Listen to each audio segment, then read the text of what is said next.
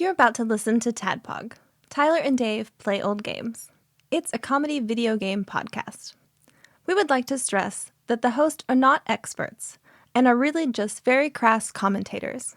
Seriously, this is an explicit podcast that happens to talk about video games sometimes. So please enjoy this pretty okay podcast with Tyler and Dave.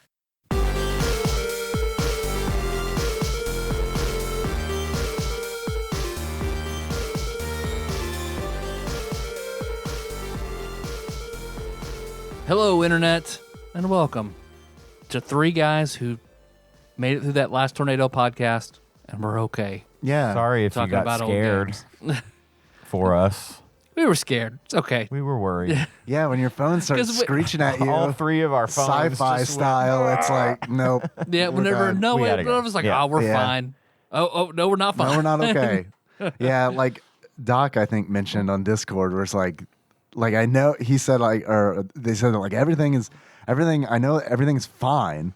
But like that was the most eerie ending to a podcast because I mean it is just like the phone starts screeching. That's our creepypasta cast right there.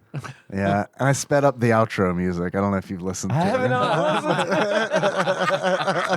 Oh, I am definitely listening to that now. Yeah, we go on our pizza break, right? Our dollar store or Dollar General frozen pizza break. Yep. And then we come right back, and then it's like 5 minutes, and we're like, we gotta go. There's a tornado. Well, Melissa had been saying, "Are you guys staying here?" And we're Yeah. like, "Yeah, we're Yeah, fine. it's It's fine. no big deal." Nothing. Then the alarms go off, and then we wrapped it up, and I went out back and saw Melissa and the girls all piled into your little car, just beating feet to get out of here. I mean, she spun around and shot out of here, just lickety split. It was I'm like, fucking weird outside. it was like when we because went the horns outside. were going off, and it was windy. The and sky was like this super dark green, Yeah. kind of and it was hot. It was. like that was weird because it was hot outside, like hot, like not maybe not summer. Oh, this is the hot and cool front combining that I hear about. It was fucking wild. It was cold when we walked in and hot when we walked out. like hot. Yeah. It was like muggy, sweaty. yeah. Like I had to keep a window cracked in my truck to keep the windows from Yeah. fogging up. I'm driving home. I got out of here. I told you guys, I'm like, listen, get out of here. Let's go. I got to go.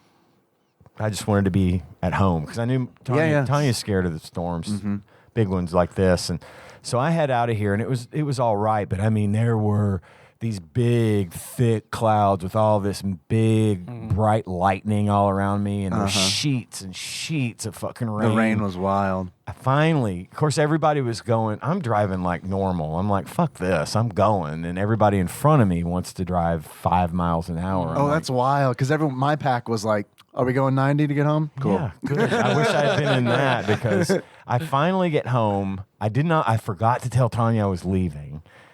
So I screech to a halt in front of my house. It's pouring down rain. I jump out of the truck, and she's up on the porch like having a smoke or something. And I hear her go, "What the fuck?" And she stands up and opens the door, and I run through there, and she's like, "What are you doing here?" I said, we had to get out of there. It was getting bad in Marshall County, and I was like, we got to get out of there. And she's like, "You probably should have stayed put." I'm like, I don't know. I think you made the right call. we would have been fine. We would have but been we okay. didn't know that at the time because Right. it really seemed bad. And then, of course, that brings me to the one thing I did want to mention else about the storms was, guys, there's a little town south of here that you've probably heard about in the news, Mayfield, Kentucky. It took the absolute brunt of that tornado. It got flattened. It passed through Mayfield directly through the middle. There was a candle factory where a lot of people were working, and they were pretty much required to stay. They weren't given the option to fucking leave. bullshit. And then Yeah. that thing was leveled. A lot of people were killed and injured. Downtown Mayfield looks like bombs were dropped on it. It's unrecognizable. That town's been around for a long time, and it's a small town, but a lot of people live there. And yeah, just keep those people in your thoughts. And they're the good thing. They're turning people away. So many people tried to get down there to help clean up or help look for people. They started saying, "You know what? Thanks, but we got this. We don't want you to get hurt too, or we don't want you to make it worse by doing some shit you're not supposed to do, that kind of thing. There's a lot of aid. There's a lot of people donating money and resources and things to these folks. And Mayfield wasn't the only town that was hit hard by this, in Kentucky especially, by this thing. But it probably got it. It probably got it worse than most. They always get it. Because, I mean, it's like tornadoes, and it probably has a lot to do with why I don't, like, worry about them that much, honestly, is because usually they're smaller than this one. And I wasn't concerned about this storm at all until we got that emergency. Until all three phones went, fuck! And then that flipped a switch, and I, like, did freak out. And I was, like, calling Nikki and being like, you know, hey, and woke her up because she was sleeping. Because she also doesn't, you know, really, like, worry about that kind of stuff. No, I generally don't either, but yeah. So I wake her up and I'm all freaked out. I'm like, hey, our phones just went crazy. Did yours? And she's like, no. I was like, okay, if your phone goes crazy, check on the neighbors, see what they're doing. Grab Henry, go with them, let me know where you are. And Take I'll meet shelter you, under meet Terry's you giant there. penis. Right. Be safe. Yeah, it'll definitely. He's like a Pokemon with that thing. It's like, Just break up. He'll just swing it around, break up the tornado. Yeah. It'll be fine. yeah. I'm sorry, we can't go to the next town. Terry's penis is blocking the road. We got no way of passing. You got to find some sort of flute. You got to charm it. So, yeah, I raced home too. And like, that's like the first time I've been freaked out about a storm. But like, usually there's smaller tornadoes and they like always go around us and they always hit Mayfield. Like, I mean, that's just It'll how hit Mayfield or Murray or something north of us. We are at the confluence of the Ohio and Mississippi. All that is in that area. And they say it's kind of a myth that the water, that when a tornado goes over a body of water, that it breaks up, which is true. That is a myth. Well, did you know that I think the pressure, Irvin Cobb, he performed like a sacrificial ritual Did he? to like, ward off tornadoes for the it's next working. 500 years. Whoa, well, Student of Jean Lafitte, Irvin Cobb. Perfect. But we do tend to, knock wood, we tend to get avoided by those. It's wild. Someone I mean, it said, really is. one of the meteorologists, there's a few meteorologists like on TikTok, and they basically just sit there and talk about the weather all day long. One of those guys had said that tornado, had it shifted 5 degrees 100 miles south of here, and it would have blown through Paducah like a nuclear bomb. Yeah. Destroyed Paducah the way Mayfield was destroyed. And we're a considerably larger city than Mayfield. We're not a huge metropolis by any means, but Neither is Metropolis, which is neither is Metropolis, which 12 is miles northwest. It's a small town coincidentally named after Superman's home city, and they take full advantage of it. Yeah, well, they're the only. 90% of their economy is being. They're the named only Metropolis. city in the United States named Metropolis. Oh, are they really? Yeah, I didn't know that. That's their big claim to You fame. said small town, but I think you meant it's a Smallville. Yeah. Thank you. You're right. God damn it. You're right. Metropolis always gets the shitty weather too. They do. And when it Yeah. avoids Well, us, it's because of the gets casino Metropolis. there. It's fucking. Yeah, It's if Jean evil, Lafitte yeah. were to build some sort of device to contain all the bad luck, he would build it in Mayfield because it does. They do get hit a lot. With a lot yeah, of shit. it's fucking wild. But this is by far the Think of worst that. they've ever had to do.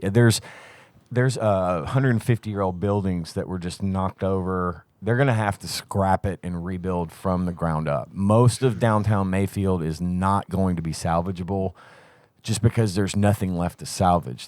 Where there were buildings, there are giant piles of metal and brick and rubble.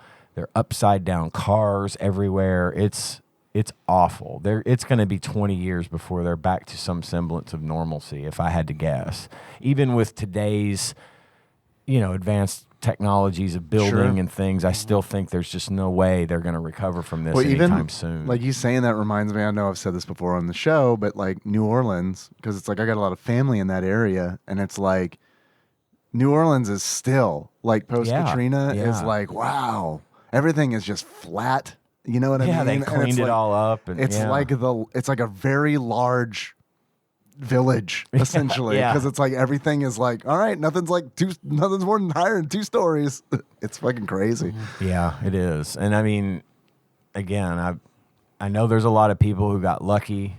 There's a lot of people helping the people in Mayfield, sending stuff and doing all that stuff again. So they're being taken care of, but life is never going to be the same for those people. And right here at, the holidays, and stuff. It's rough. So anyway, just count your blessings, everybody, because that kind of stuff could happen to you. I cleaned out my pantry. That's how like freaked out I got. Yeah, because I was like, well, if we're gonna take shelter, like this is pretty much it. We need this this, is pantry.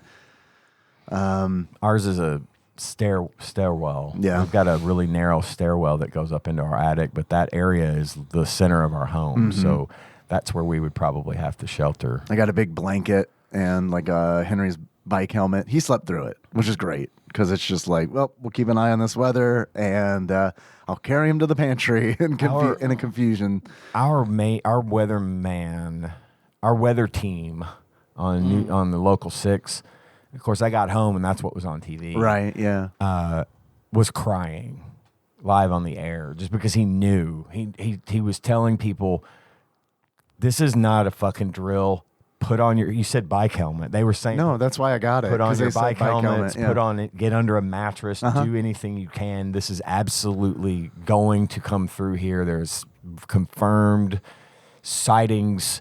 He was visibly shaken by what was going on, and they had that whole. And those guys work really hard. Hell yeah. To make sure people around here are informed, and they were on it like really well. But it was just sad and creepy, and It was very weird.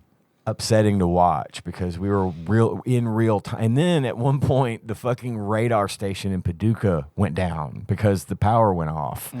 So then they were having to use data from radar stations hundreds of miles away from here that was like, maybe this is accurate. We don't know because Right. we can't. Oh man, it was crazy. So I mean, all in all, everything, like, I picked up some sticks in the yard the next day. My Like, house, I mean, there it was nothing. I felt like, wow, I can't believe so close to here, there was just utter destruction, and then my house looked like it did before I left that night. I was you know? worried about your place, Tyler, I because was it's too. like it rolled through this county. 20 minutes away, the moors got destroyed. Yeah. Like a campground. Like, and I graduated with the girl whose parents own it, and people who have houses, and the girls like have friends whose their houses were there, and it's just gone. Yeah, 'cause it tore through. The moors is just gone now. This is another small town, Benton, is what we're referring to. The north half of Benton got pretty much wiped out as well. A nursing home just taken out. Yeah. Yikes. And then let's not forget in Illinois, just across the river from St. Louis, we had the Amazon warehouse. Well, we didn't. Well, we didn't. Anything to do with that. We didn't have anything to do with that. But it's there. They're same kind of deal as with the candle factory. They were Right. trying to tell them they can't leave, and a lot of people got hurt and killed. So it's a tragedy, and I'm really glad we're okay. I'm glad most everybody is okay, but that was my long way of saying sorry for freaking y'all out last week. No, I thought it was like freaking everybody out. I thought that was like probably like the saving grace of that podcast. Probably was. It wasn't going. There wasn't a lot to talk about that day. No, a so. little Tetris too. Although, unfortunately, we didn't get the Ross's quiz, so there is that. Yep. Well, shit. Let me. I'll take things the other direction because I remember you brought it up last week. I forgot about it. Was Melissa's pediatrician as a child? Oh, right. Yeah. I forgot. I'm glad you remembered this time. So, yeah, I wrote it down so I wouldn't. So every Sunday, Melissa and I we meet Meg halfway and do a kin exchange, and we're coming back, and we go through Calvert City, a little city 15 minutes away. That's where all the chemical plants and everything like that are. I like to think a Kenna exchange is that you guys give her a Kenna, and then she gives you also a Kenna. Here you go. Here's your. They're twins, and we split them up. They walk alike. They act alike. One's not actually a little girl. For some reason. And for some reason, Calvert has a lot of like RV parks and campgrounds. I don't really know why. And the only drive-in locally. Oh yeah, that's that you true. can They still do have go a to. drive-in with fantastic food. Yeah. Yeah, the food's pretty good and cheap. And kids get in free, and That's 'cause wild. Every weekend You you pay go by and the they've got car, stuff don't set you? up. Yeah. Yeah. I never go because I don't know. I guess the drive, but like we've thought about it many times. It's like we should go out there, and then we absolutely We never used to do. go pretty regularly, and then we haven't been able to lately. And then they closed early.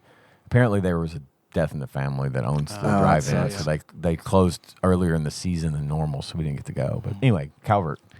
So we're driving through and we pass an RV park. And Melissa goes, "Oh, my doctor used to live here." I'm like, "You just lived here?" "No, like his office is here." "Your doctor's office was in an RV park?" "Yeah, Dr. Trailer." Really? So I was like, "You're like, was that his real last name, or he just lived in a trailer?" "Well, yeah, he lived in a trailer back here, but it's like super nice. Having a Like, it's baby? crazy nice. 270 trailer. So we Operators drive. are standing by. We drive back into the trailer park. I mean, the RV park, but it looks like there are permanent structures. It looks like a trailer park. It's really fucking weird, and it's always packed. So I don't know if people just buy an RV and they can pay $50 a month for a lot or something, and they just live there. I don't know. Probably, yeah. It's super weird back there. I work with a guy that does that. He is in Colorado, but he lives in an RV. I can see where like it's economical and Yeah, it's parks got to it get there. old fast. Yeah. Henry asked about an RV once that was in a Walmart parking lot, and I was like, "Well, see, what some people do is they live in that and then they sleep in Walmart parking lots." I was like, "Does that sound like fun?" He's like, "Nope." I was like, "Yeah, I agree. There you that go. does not sound like fun at all."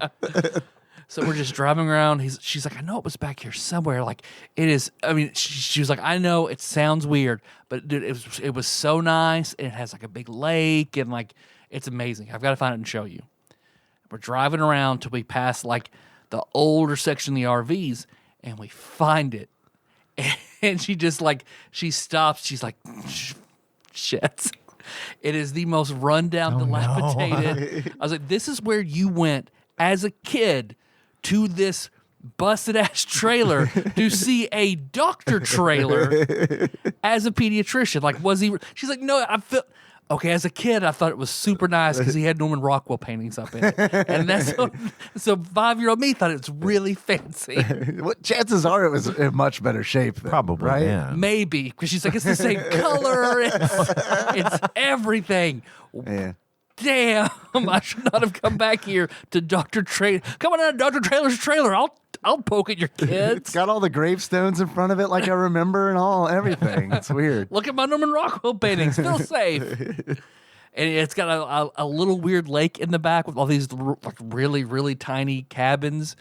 And she was like, I was like, of all the, like, Paducah is like over there, but this is where your family chose to take you to the pediatrician. Yeah. Because she also used to go. She made it. She made it. You know what yeah. I mean? Like, it couldn't be that bad, right? Yeah, Dr. Trailer evidently was okay. He knew about antibiotics. Didn't believe in them, but he knew about them. I mean, because she also went to school, like kindergarten and first and second grade in a very similar situation. Because there used to be the Gilbertsville Elementary School, which was like 3 trailers before they built Yeah. Central, which That's is now like that's not terribly And that's not unusual. uncommon. Tanya Yeah. had a similar situation. Yeah. She grew up in Marshall County, and I can't remember where exactly she lived, but it was something. The school and the stuff like that was the same kind of deal. They had like a schoolhouse where there were fucking first, second, third, and fourth graders all in the same classroom, kind of thing. She's Yeah. driven me So- by the abandoned buildings that were the schools when she was really young, and of course now like You want to do a ghost hunt there? Ooh. we could, but of course they went from that to now like one of the top schools in Kentucky that gets all of the resources at Central Elementary, which is awesome, but also at the same time like I don't want to send Jack there. It's kind of weird. Oh, really? Yeah. It's more prison-like than in a lot of other elementary schools I've seen. Like it's extremely, I don't know, it's creepy. And then during the election, they had a lot of Trump art all in it. So Done by Like the those kids children. did or something? done by the children. Oh yes. no! Yes. Yes. What are they teaching? I bet I know. So yeah, Reedland Elementary's weird. It's like a bunch of pods. all the Yeah, the like walkways in between and, it. and there's no hallways. It's just sidewalks. So I went to school there. Yeah. Briefly, I moved around a little bit, not quite as much as you did, Dave, but we lived in Reedland briefly when my dad started working for this company he had been working for forever. And I had to go to school there, and it sucked because you would have to walk outside in the middle of winter to go to the cafeteria or the gym or whatever. And so, yeah, it's like, okay, it's restroom break time. Everybody put on your coats. Or, yeah. We had a weird little little school annex when I was in 3rd grade that was essentially like 3 trailers put together. And it was like, it was just there until they could build an actual building there. Right. Like, I don't know what the situation was, but it very much felt like we are at full capacity. So this is the best we can do. Well, it's funny too, because one of my most vivid memories from going to school at Reedland Elementary, aside from the fact that my teacher, Miss Duncan, was super cute. She was like, it was my first redhead crush. Oh, Miss Duncan. Miss Duncan. At one point, Miss Duncan was out sick, and we had a substitute. And the substitute didn't teach, but instead turned on the TV, and we watched Ultraman. Hey. Oh, okay. A lot. That's a great segue that I'm just going to like step over. Yeah, no, that's fine. I'm not ready to talk about Ultraman. I'm not either. I'm just saying, it came to me that that's where I know Ultraman from, is watching it on the TV at the elementary school the day the substitute teacher wasn't going to teach us anything. So You learned something, I'm sure. I learned that's a very epileptic seizure-inducing show. Yeah, I lost 2 friends that day. I learned what epilepsy is that day. See, kids, bright flashing lights can. No. It's true. It's the Pokemon episode. The Porygon episode, yeah. So what else you guys been up to? Saw Spider-Man. Yep. I had the chance to see Spider-Man. I chose to not make my wife envious. Tyler offered me an extra ticket that they had to go this past week, and I declined, but I wish I hadn't, because now everyone I know has seen Spider-Man but me. Every single person. It's fine. We're just going to spoil it for you right now. Is that cool? It's fine. What'd you guys think about that? Fucking fantastic, though. It's really good. Yeah. I've heard. Really fucking good. I've heard. It's really good. Cohen went to the movies for the first time ever yesterday with his dad and mom and To go see it. How'd he do? He did really well, they said, and he's going to be at my house it's a long tomorrow. movie, He's going to be at my house tomorrow, probably spoiling shit the for shit out of it. Go see it right now. I say you go from here to go see it. Should. I'll go see it again. You want to go see it after we record? Oh, I got to go home. I got to feed the fam. I have dinner. Yeah. Well, I'll get there. I'm fine. I was kidding anyway. I got to go home too. I'm fine. I'll get there. Henry cried. So that Really? Yeah. Oh, man. So Yeah, so did all the girls cried. Yeah. like he really cried. Like I mean, like he like balled up and like put his head on Nikki's arm, and it was like maybe this was not a good idea. But then again, I don't know. Bad shit happens. You know what I mean? Yeah, like, it does. One of those. mean, you gotta expect it. We had some crazy theater drama. I thought they were going to stop the movie. Oh, you guys did too, because so did we. Oh yeah, Really? what Yeah. happened? People taking people's seats and yelling and fighting each other over their assigned seats. We got there, and we went right after I got off work, which kind of sucked because it was rainy, and like I'm like trying to get to the theater in a hurry on like Lone Oak back roads with no lights, and like they have like their back roads are like, hey, what's a good idea? I know. How about like we raise the roads up, and there's like these like a Drop-offs. 3-foot drop off Yes, on either yes. side, and like, should we make the roads wide? Nah. They can get Nah. mad. That costs too much money. It'll be fine. So like I'm racing to get there and finally get there, and like so Nikki and Henry, they're waiting for me in the lobby, and then like Nikki's got the tickets and like the popcorn, all that shit. So it's all right, great. So we go in, we walk in, and immediately Nikki's like, someone's in our seats, and it's like we're like, okay, fuck it, whatever. We'll just sit as close to our seats as we possibly can. See, I didn't realize that. I didn't realize that our theater was now doing assigned seating. In theory, it's great. pretty new. In theory, it's great, but if you don't have ushers bringing you to your seat, don't do it. Oh, okay. Don't do it. Yeah, because you can't trust that people are going to sit where they're Because they're not supposed to. gonna. Yeah. I mean, it's I like, saw an entire row displaced before the movie started. yeah. Just people just just sat wherever. Yeah. I mean, because it's like, Well, that's how it's been here. That's how it's forever. always been. You just find your seat. and like, if the theater's not packed, it's really not a big deal. Right. Because like when we saw Ghostbusters, the theater was not packed. And it's like, okay, we can pretty much sit wherever we want to sit. It was fine. But we got there, our seats were taken, no big deal. We sit as close to our seats as possible. And so I'm sitting there, and then like a big family comes in after us, like big. We're talking like 9 people minimum. I didn't count them, but it's like not like a bunch of kids and like a few adults.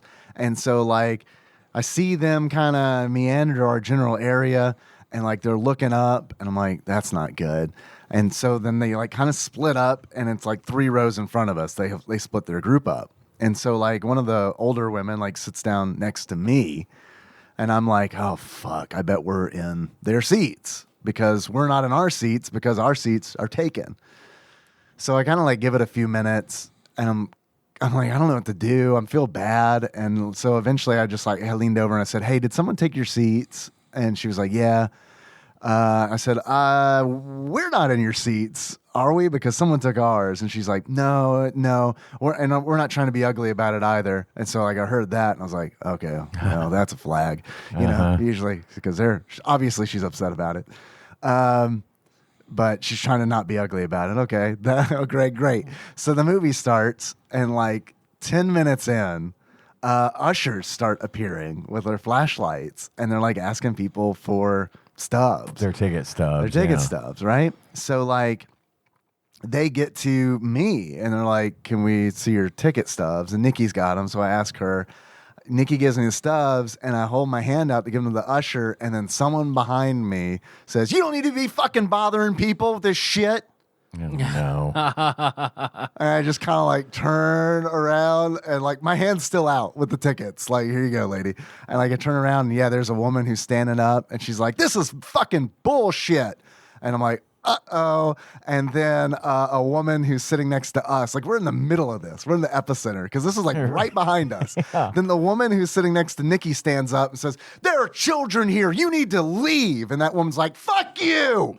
And then the usher, I didn't know they had these. The usher like literally like speaks into her lapel. It's like, we're going to need more people. Damn. I don't need your bullshit. I don't need your vaccine. You know exactly what kind of person I am. And then like the men sitting next to each of those women are like holding onto them, pulling them down, and they're silently saying nothing, just pulling. Like I was trying to do when Tanya was trying to kick Pitbull woman's ass that night. Yeah, I know that man. Yeah. And then, I feel for that man. The usher was like, we will stop the movie. And at this point, I'm kind of like, yeah, just go ahead and do that. We're 10 minutes in. Let's organize. Refund me the money. I'll go to another showing. And then, after that, we all just sat awkwardly in the theater until something happened in the movie that united us all. Okay. So it was fucking, it was wild. I thought there was going to be a fight for real. So it's interesting that you had a similar experience. Same. I saw ushers had to come out. Usher started yelling because all the people were yelling and pushing. And oh my God. Was this during the movie or before it? Or? Right before. Yeah.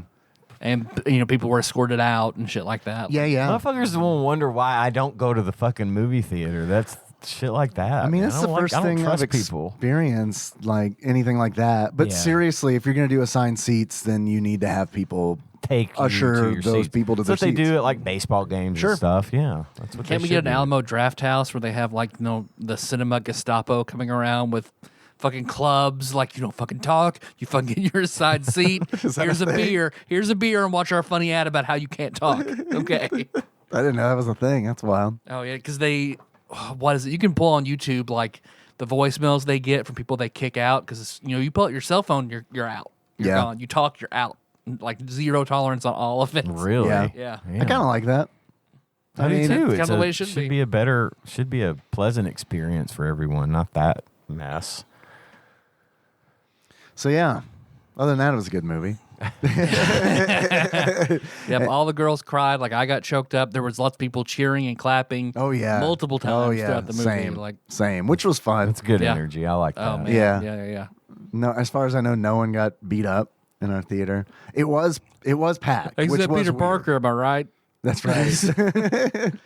Yeah, it was a. I was blown away by some of the performances, though. Like, goddamn! Like, Yeah. they brought the heat. Yeah, it was my first time in a situation like that since COVID, so that was also kind of weird because I mean it was like Where it was every packed and- seat is like yeah. filled pretty much, and it's like there was a point where it's like, well, I shouldn't say every seat because like the very very front, you know, they've got that section, that horrible That you, section. you have to lay down. Omicron's not here yet, right? Okay, we're fine. Just let it Right, be. yeah, exactly. So it's one of those where it's like, okay, let's see. I got my booster 1 week ago.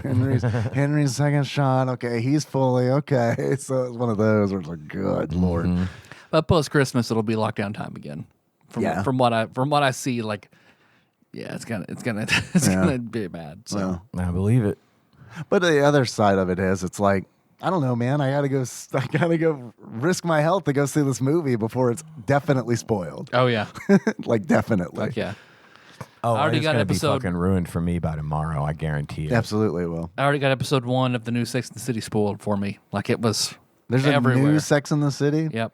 Episode 1. I've is spoiled. actually been spoiled on that too. I Yeah, know what like you're it was referring on. to. Yeah, it was fucking on the radio. Like, fuck you. This just happened. It was on the radio. Yeah, the spoiler was on the radio.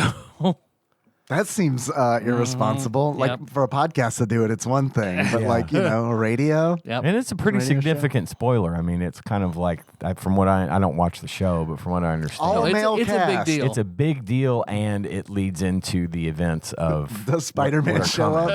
up? Yeah, it's Spider-Man. No, they do a Ghostbusters reboot with all female. They do a Sex and the City with all dudes, just jerking off everywhere.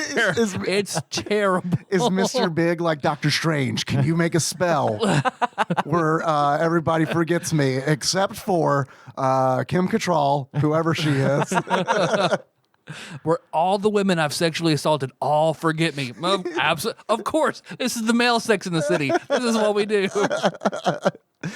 You come to the right show. If you'll just give me a second, I need to tend to Louis C.K. for a minute, and I'll be right with you. Yeah. I want to know what the spoiler is because I'll never see the show, but I don't want. I'll like, tell Well, you. I'll I don't tell want you the off list- mic. I don't it's want the more, listeners. It's more the effect of the spoiler. Yeah, The big. now I can tell really you wanna know. what the story behind it was. The episode.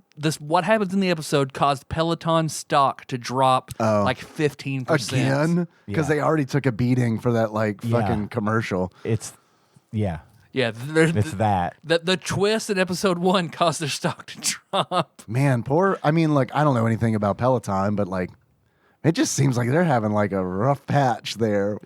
Well, fuck them on their $4,000 bicycles. Yeah, they market their Yeah, shit but I out mean, there like- to just make it seem like this is accessible and it isn't. I mean, I guess that's fine if that's how you want to run your business, but Yeah, but And Peloton I mean, there's- didn't know what was going to happen. Yeah, they- HBO was like, "Hey, can we use your product?" Sure. They didn't say how they were going to use it, and their stock dropped, and they were super pissed. that is why Apple is so militant about making sure no one uses their product Yeah. in a movie where it might be portrayed in a negative light. Yeah. because shit can really happen. Because they got like people like really didn't like those commercials that they did. I don't know exactly because it was like I guess insinuating that it's like a good idea to buy your spouse a Peloton bike. Yeah, So I guess because You know. it perpetuates the idea that I want you to look better for me, so I bought you this piece of exercise equipment. But like, But I that's don't feel not- like I the don't- commercials gave that vibe off. But to Look. me, it kind of was like, well, I mean, like, If I bought Tanya a new vacuum for Christmas, Yeah. she would be ecstatic. She would love it. And I Okay, don't good. buy her a vacuum because I have an expectation that she should be in there vacuuming. Sure, I just right. do it because I know she She would does like it. the vacuuming and she would Word. appreciate it. So I've got a new job, which I haven't really talked about on the show. But like, I started that last week, and like, I'm the only guy in the office. Like, I'm the only one. Sweet. It is pretty great, just because I mean, just I like working with women. I like more than working with women. men. Yes, absolutely. I get it. So, but like, there was like this whole thing where we had like this Dirty Santa event, and that was actually last week. I was going to ask you guys what would be a good gift, and then like a tornado happened. That's And so we were talking about Christmas, of course, because, it's coming up. And someone said something about like some kind of kitchen device or something. And I was like, you know what? Nikki, my wife, she loves that stuff. She really does. We don't do that anymore, Tyler. I just saw I was Ian. very quiet with it. I just saw Ian twitch. So I was like, she really likes that stuff, but I never want to get her that stuff because it feels weird. Yeah. Like, here's a domestic device. And then my boss was like, if she likes that shit, get it for her. Right. If it makes her happy, who cares? Like, what you think about So that's it. what Melissa Just get it. prefers is a practical gift that she needs. Yeah, Not something, absolutely. Not something fun or anything. Sure. Like she just And I'm the complete a practical opposite. me too. I just want something fucking fun, and like I'll love it for like a couple weeks and then be like, that was awesome, and set it down. Yeah. And it collects dust. And every now and then I look at it, I'm like, oh yeah, that thing. Remember that good time? Yeah, right. Yeah, exactly. I do think that I don't know when the last time I got like a super practical gift was, because I hate them. yeah, I mean, I do. I mean, if I need a drill motor, I'm gonna go buy one right, when I because it's need a it, necessity. and I have Right. to use this drill, so I've already bought that shit. But I'll get video games, just like or video game gift cards or something. But yeah, Tanya's the same way. She wants a new coffee pot, and she wants a new vacuum, and Yeah. she wants all this stuff. And it's like she's in it for the long term more than me Yeah. when it comes to that sort of thing. So I envy that. I wish I were more. It's not that I wouldn't appreciate it, a new razor, like a shaver, but that's not what I want for Christmas. I want toys. I don't know. And I've had this conversation with Nikki before because it's like, the thing is, when someone gets me a practical gift, I'm always like, I do need one of those, but I kind of wish that I could have picked the one out. Yeah, you know what I mean? exactly. Because it's that's like, a thing. now I have this thing where it's like, it's not exactly, it's something that I needed, but it's not exactly what Right. I would what you want. what you would have purchased But- after doing your independent research right. and stuff. But now I'm yeah. like, well, this was a gift. Now I feel obligated to use this Sure. this gift as opposed to something that I actually want. well, I don't, and plus she and I don't really gift each other. We just go shopping Yeah. together. We'll go out and shop, and she'll pick out things she wants, and I'll do the same, and that's it. We don't really buy gifts for each other anymore. We buy gifts for our grandchild, and we tend to give a couple gifts to our kids. A lot of times, though, that's just like easy shit, gift cards, stuff like that. But I can't remember the last time I opened a present at Christmas. Like, I just haven't gotten presents in years, which is fine. I'd rather, again, like you, I'd rather go take that money and go pick out the thing I that want, you want. Yeah. and not have to feel awkward and say, well, this wasn't the one I wanted, but thanks anyway. Yeah. I don't want to seem ungrateful because I'm always No, grateful no, absolutely for not. the gift. Yeah, I I'm get always that, appreciative for sure. of it, but I'm just more of a give me money. Yeah, yeah. Let me pick it out. Yeah. Yeah. I just send Nikki links. Unless it's something you've talked about for 6 months and someone, a bunch of people get together give you a present that makes you cry. There's that. There's that. That I did love. You could see that was all my pent up emotion from not getting presents Yeah. for so long, Right. all at once. Has your reserve built up for Spider-Man? Like, I don't know. You know what I mean? Like, you got any Maybe. more tears in the tank, I guess Oh, is what I'm no, trying to say. I'm dry as a bone, and not just from the DG's album. I just go home and cry now. Word. Yeah. I feel that. Now, I promise you, I won't see that movie in the theater. So I'm already going to know it's not going to affect me because I'm already going to know what happens. I promise. I'm going to do my best to avoid it, but it'll be 3-4 months before it comes out on another media. You're doomed. I'm fucked. You need to borrow it from Mr. Bay, give it to you? Not if it's like a handy cam. I don't want to do that. I want that. I'd rather it be spoiled and then see it in. Call in sick tomorrow. God, I wish I could. I've got a 3-day work week ahead of me. I'm off Thursday and Friday. That's this nice, week, which man. is very nice. That is nice. Well, Christmas is Saturday, so we're observing. We're always off Christmas Eve and Christmas Day, so we're observing Christmas Eve on Thursday. That's great, and dude. Christmas on Friday. So That's yeah, awesome. I have a short week. We have a lot of shopping to do this week. Yeah. So that's Then gonna what you suck. do is you call in and say, I can't smell or taste anything. I'm going to have to be off. And then they just put you off. There you go. Because that's what happens for people that work for me. And I wanted to make and they're all negative, if you can imagine that. That's weird. And they have to be given off because HR says so. They're like, wait, though, aren't you working from home? Oh, yeah. I'm already in quarantine. So. But they can get to the internet. That is true. Man, once COVID gets on the internet, it's fucking game fucking over. Game over. Coming right through my headset.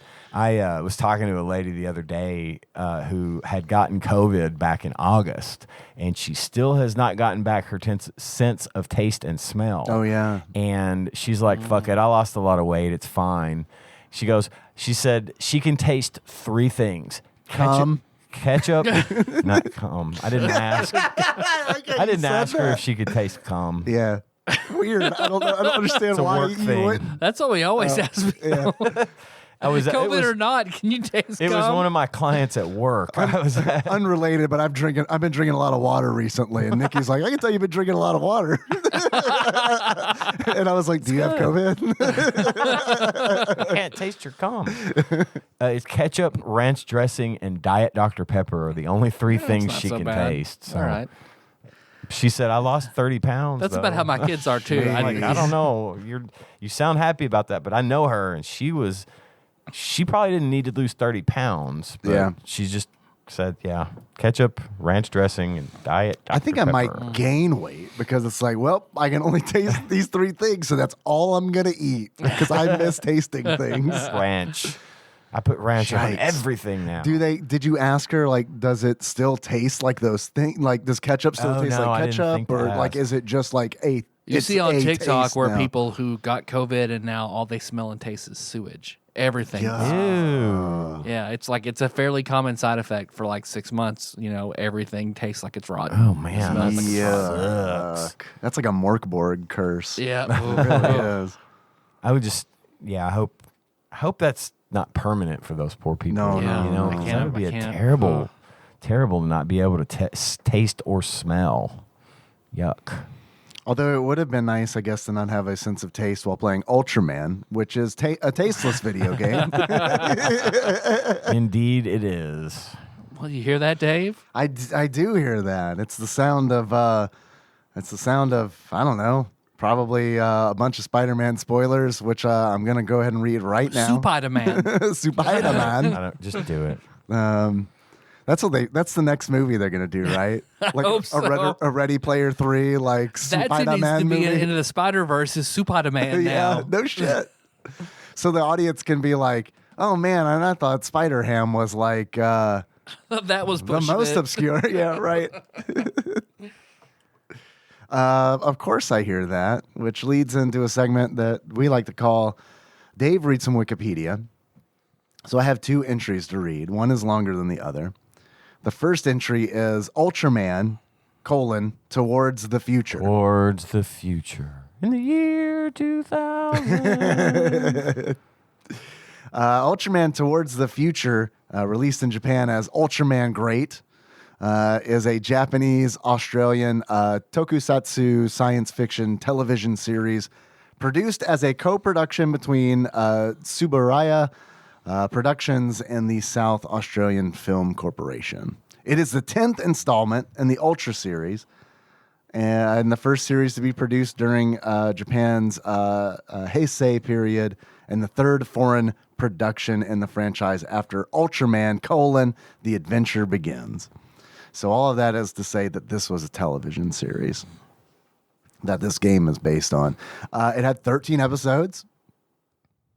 So there's that. Seems pretty short. Lots of tiny houses were stomped on Yes.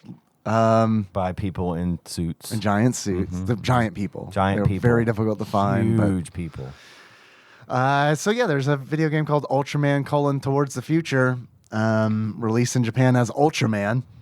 It's a multi-platform fighting video game based on the TV series Ultraman, with the Japanese version being based on the 1966 series and the North American version being based on the contemporary Ultraman Towards the Future series. This game has received mostly negative reviews due to its high difficulty and subpar graphics. And I got to be honest with you, I think the graphics are probably one of the best things about this game. I don't have There a are problem other with the things that are graphics. way worse. Yep. So I told you guys wrong because I did play. I owned this as a kid. I had this game. I confused it with Castlevania 4. My aunt bought me Castlevania 4 on a lark. This game I purchased myself because I went to Toys R Us with my birthday money and I bought Super Mario RPG Legend of the Seven Stars. Awesome. Good choice. Go over to my wall, pull that little yellow slip out. And it's like, oh shit, after tax, I still have something left with this $100. Nice. What am I going to buy? I scan the wall. Oh, there's a game called Ultraman for $10. I mean, what else am I going to do with this? So I'll just go ahead. I get 2 games. That sounds pretty good. So then I also bought Ultraman. Okay. That's a steal. $10. It's a steal. It's a steal. Sort of. Because I remember going home and like, of course I played Mario RPG first. I was like, all right, well now I'll play my other game. And I plugged into Ultraman and it was just like, oh my God. I still like, but I didn't have anything else to play. So I remember I ended up playing it a lot and sort of figuring it out, got pretty far. I got into it because it was always like, play it, get a little bit farther. Sure. Get a little bit farther to the point where like sometimes I'd surprise myself and get much farther and I'm up and I'm sweating and standing up like playing it like, oh fuck, I gotta beat Gudis 3 and all that shit. Like where I got to the point I enjoyed it because I had no other choice but to enjoy it. Right, sure. But trying to play it again now, I have no idea how I even fucking played this game. It is the clunkiest, obtuse fucking control system and it's fucking like the part in Power Rangers where you control the Zord against the other monsters in the Power Rangers game. That is infinitely better. Just that those few little levels blow this game out of the water, and it's the same concept. I remember my first experience with this game was at a Blockbuster. I was with my cousin Gary, who I've talked about on this show before, who I thought was really cool. He Not was the one who touched my really butthole.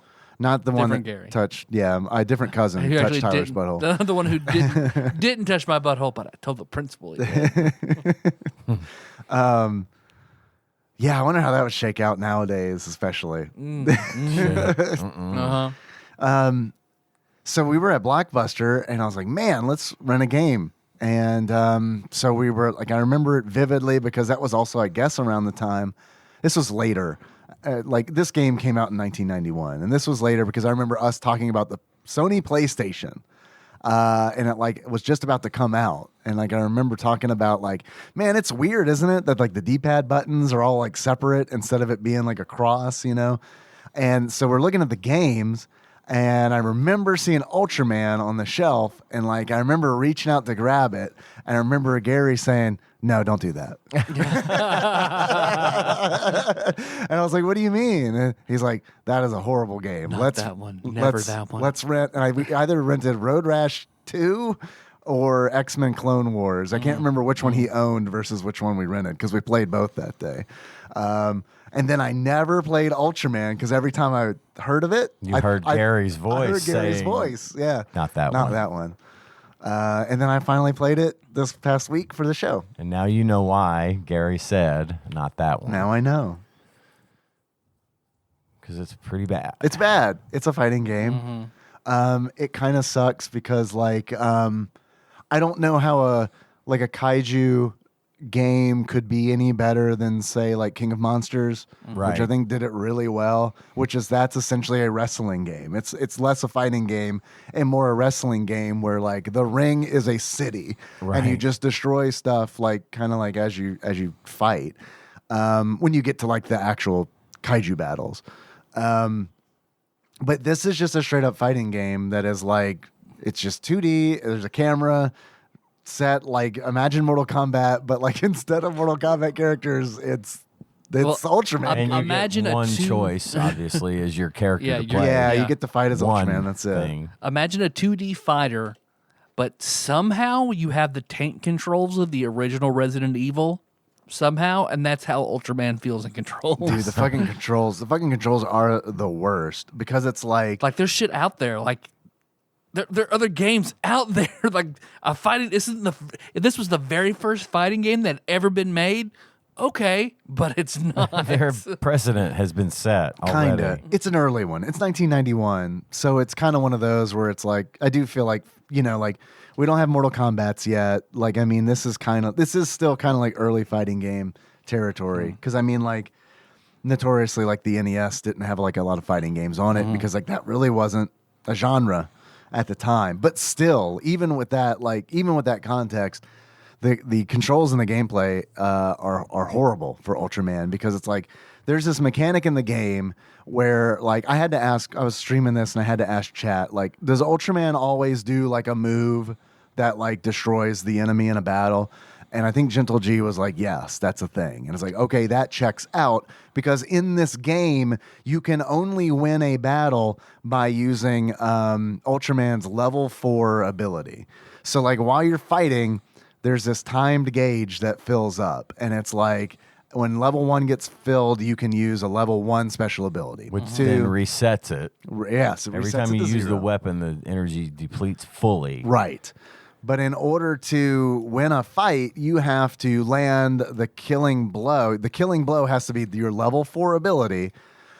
And if you miss, or if the enemy regains a little bit of health before you hit them with it. It's such a small fucking window. It's a small window. Because the health builds up slowly. It all regenerates. Your health regenerates, their health regenerates. Because you'll hit them and their bar goes away and it'll say finish where their health bar would be. So, all right, it's going to hit them with your special move. You got to use that level 4. If it's not charged up, fucking too bad. You got to like stall and wait until that level 4 ability is filled up. While continuing to deal at least minor damage to that enemy because his energy is going up too. Right. So when you get to that, you got to make sure you don't accidentally fire that weapon at him. Right. Because all that'll do is take him down to where it says finish, Right. and then you've You got gotta no wait shot, again. and you got to wait again. So we did skip over the Ultraman story that you text me, Dave. It's very good. It's very good. Thank you. I wrote it myself. The Ultraman story. Ultraman is the ultimate warrior and protector of peace of the universe. Now, I'm not an expert on wrestling, but he is not the ultimate warrior, is he? It's pretty close. It's pretty close. That is a wrestler, right? Yes. Yeah. Okay. Yeah. All right. He's the protector of peace, like that fucking guy from Suicide Squad. I love peace with all my heart, and I'll kill anyone to get it. For eons, he's been fighting an intergalactic battle For against... Ian's, I think you mean. For me. For Ian. Against Gudis. Since I was in first grade. An evil virus which attempts to wipe out all competing life forms. Now the Gudis virus has infected Earth, producing a horrifying group of giant mutant monsters to carry out its goal of complete obliteration of life on the planet. You thought COVID was bad. Mm-hmm. Just wait till Gudis. Wait till we get Gudis, Gudis. Omicron version. Ultraman now must battle Gudis and his mutant monsters on Earth, but Earth's polluted atmosphere is deadly to Ultraman. To fight in this world, he's become part of the molecular structure of a human, Jack Shindo.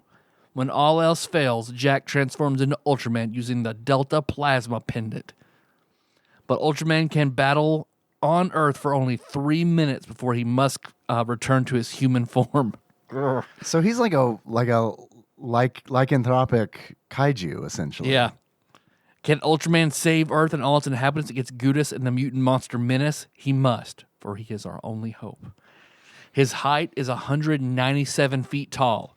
He weighs 58,000 tons, and his flying speed is Mach 26. This is the man, right? This is Ultraman. It's probably wild when he actually transforms into Ultraman. That's really weird. Well, some of the monsters he fights are listed at being like 300 feet tall, and they're the same size as he is. Yeah. Not even trying to make them taller. Yeah, everyone's the same size in this game. Yep. Yeah. Uh-huh. It's about the stats you get before every battle. Uh-huh. And you fight a further mutated version of what you fought. Because it's the same core of bosses, and then you just fight slight variations after, they come back. Gudis 2, and who's the guy who looks like Alf? Alf is in this game. I forgot. How could I forget Alf's about back Alf? in kaiju form. He is. They list all of these in the instruction manual, which is like high quality. Alf's name in this game is Degola. He looks like Alf and that one Muppet, the one standing hairy Muppet.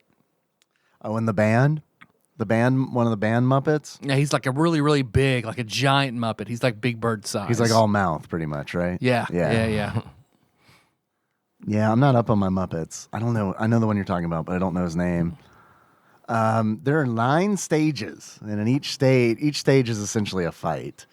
And you do fight Gudis multiple times. I'd love to tell you what all the monsters are, but holy shit, this PDF is going crazy. There is at least 2 Gudises. There's the first Gudis, and then the second Gudis, which definitely looks like an uncircumcised, infected penis. Yes. There's Alf.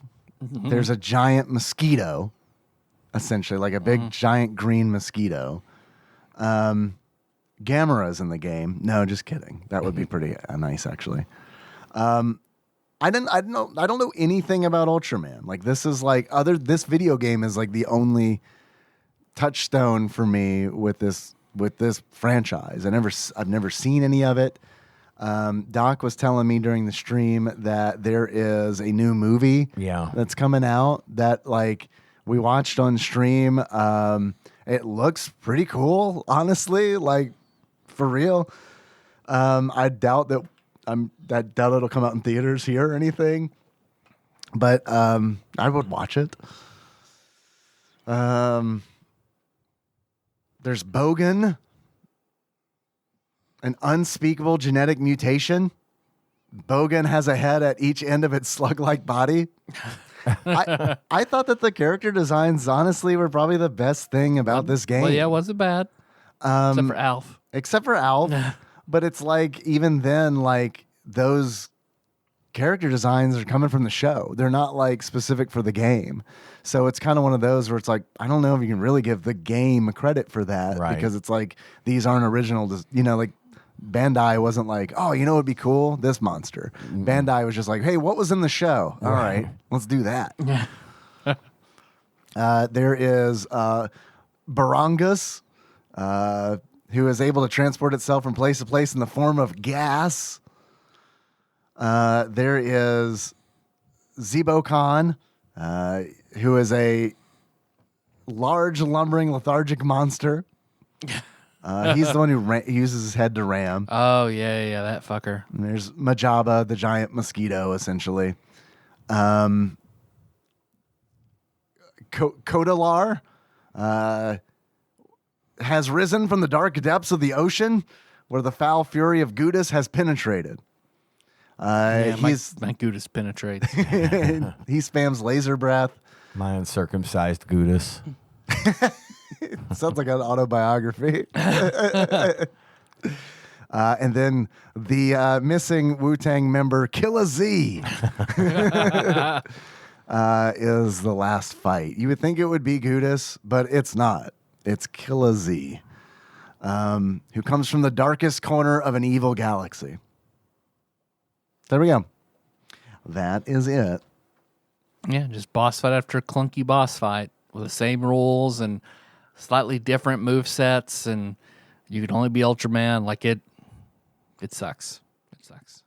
I mean, it's not as bad as Street Hockey 95. That's true. I'm with you 100% on that. It's not as bad as Tetris 2. We have played worse games. We have played much worse games. I mean, I don't know. On a Dave scale, it's like I would rather play this again than Tetris 2. Like any day. I could see that. I didn't care for it either, but I mean, I guess if you're stuck with it, right? If you're stuck with learn it, to play it, you it's learn. whatever. It is what it is. But Because you've got like a punch and a kick, and then you modify those punch and kicks by pressing the up button for whatever reason. an uppercut. For an uppercut. And it's like, I got to tell you, like going from like Mortal Kombat uppercuts where you hold down and punch to up and punch is like, what the fuck? Yeah. This is like 3D chess. This is tic tac, tic tac, tic tac toe. And then like there are grapples, But and apparently that's how you speedrun this game is by Yeah, like you doing do a lot of throw damage and a throwing throw. them. Do the Yeah. most damage from a throw for sure. But I was bad at the grapples, so mainly I just did the thing that had the most reach was a spin kick, which is up and kick, and it just has reach. It's not the thing that has the most reach. The thing that has the most reach is like you firing blasts at the enemy, but when you do that, it depletes your energy bar, which means that if you get them down Yeah. to finish him, you have to wait until it fills up. And Yep. like my biggest complaint about that bar is it's just timed. It has nothing to do with the amount of damage you're dealing. It has nothing to do with the amount of damage you're receiving. Where like in Street Fighter Alpha, that you have like a gauge and it's built by like Yeah. how much damage you're dealing Did and a how much damage combo, you're or you taking. did this. Yeah. If there was some kind of formula, Agreed. then all of a sudden this game becomes not great, but like better. It improves, yeah, because you're right. It's like a full 30 seconds it takes for that meter to fill up to the top. Yeah. And that's a long It's a long time. in a fighting game, especially considering that Ultraman can only be on Earth for 3 minutes at a time. Right, that is true, and that timer is right there for you to see. I don't think I should have just tried to stay alive for 3 minutes just to see what happens.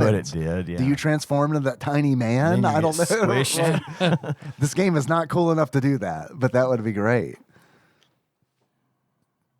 But yeah, I mean, this is like Tetris 2. There's not a whole lot to say about it because there's not a lot of depth, Right. like at all. I finished it on easy. Oh, nice. And I never less than could- 3 hours. I didn't beat it as a kid, and I spent all my lives trying to take down Gudis 1. I thought you beat it. I No? almost Oh, beat it as a man. kid, but And you get an extra life. You start off with 3 chances, and you get an extra chance for every 50,000 points you earn.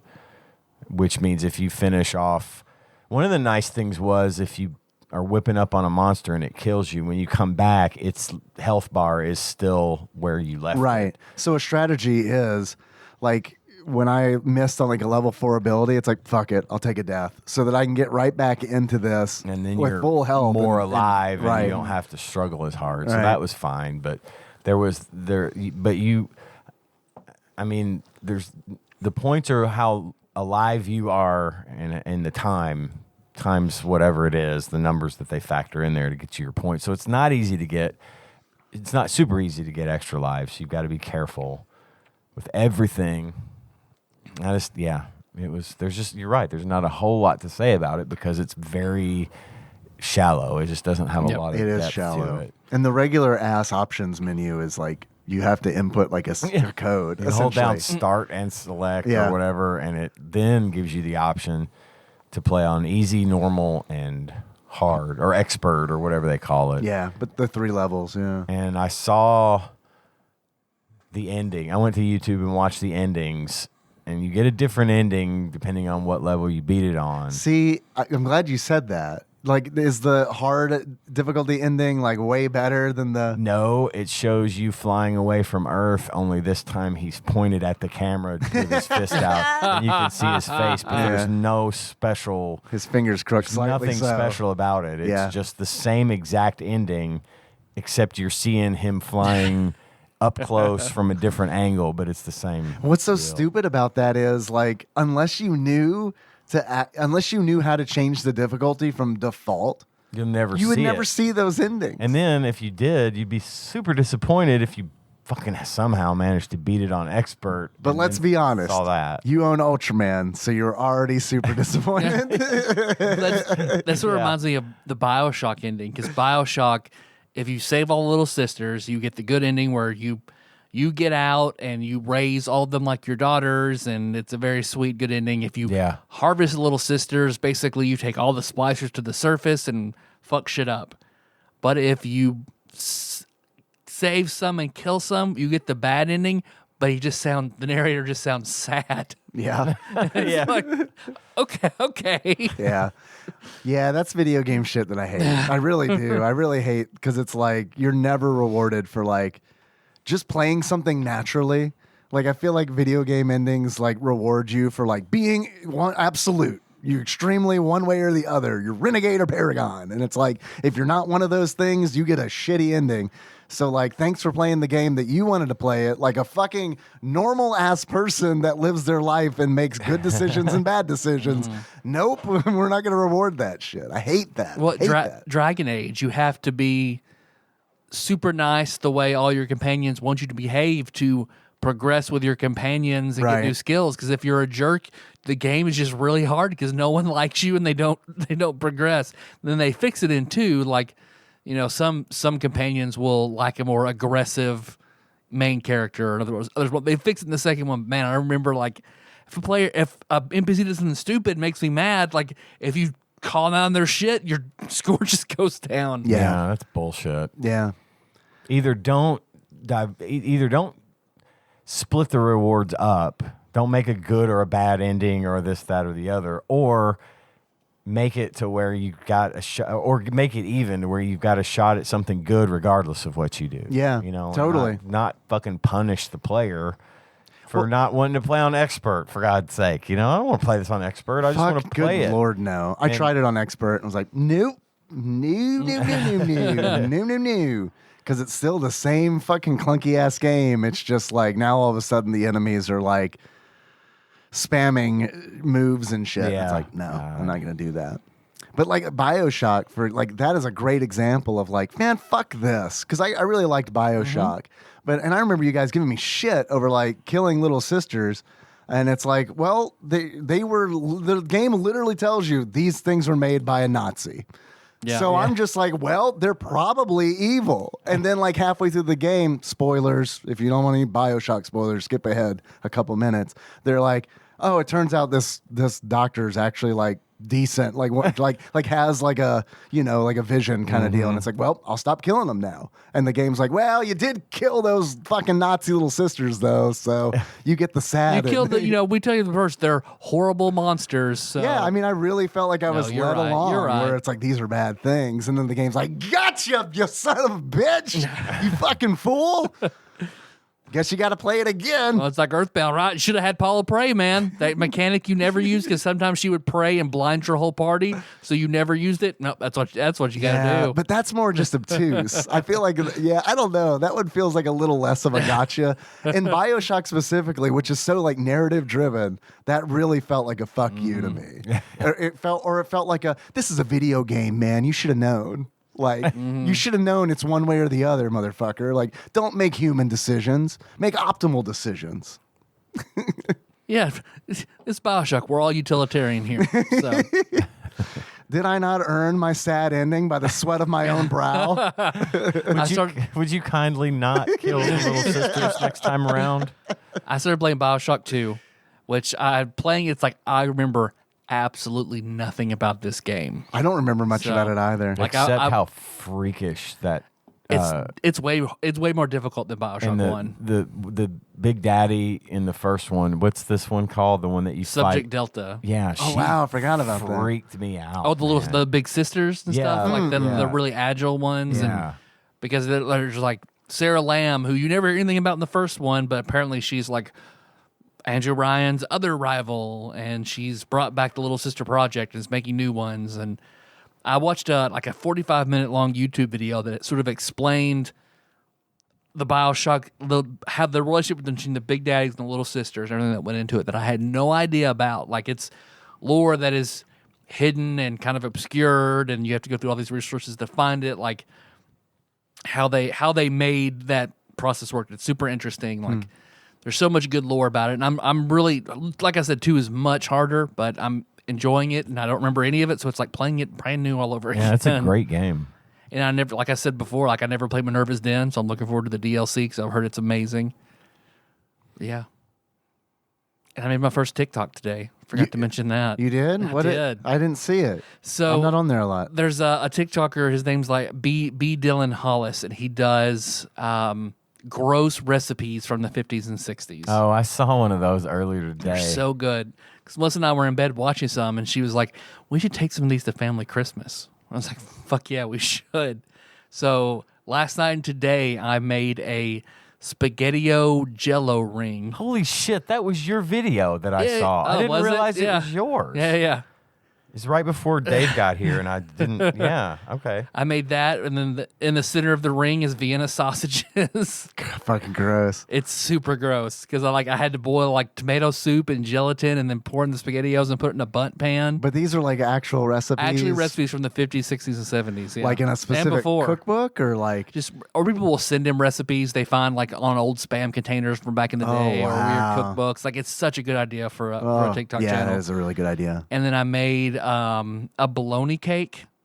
What is a bologna cake? Bologna cake? You take a pack of bologna, and you take cream cheese, and you add Worcestershire sauce and onion powder to the cream cheese, and then you build like piece of bologna, layer of the cream cheese, piece of bologna, and you layer it all up, and then you frost it like it's a cake, and then you decorate. Yeah, and you decorate it with spray cheese. So I was like doing like designs and shit with like that, and I made what's actually good is like a date cream. He said it was good. I was like, I'll make one of these that's actually good. So I made that, and it actually was really fucking good. Yeah. So and then I lined all that up, and I made that TikTok, thanked him and tagged him in it. Like, thank you for giving me these ideas of what to take to my in-laws.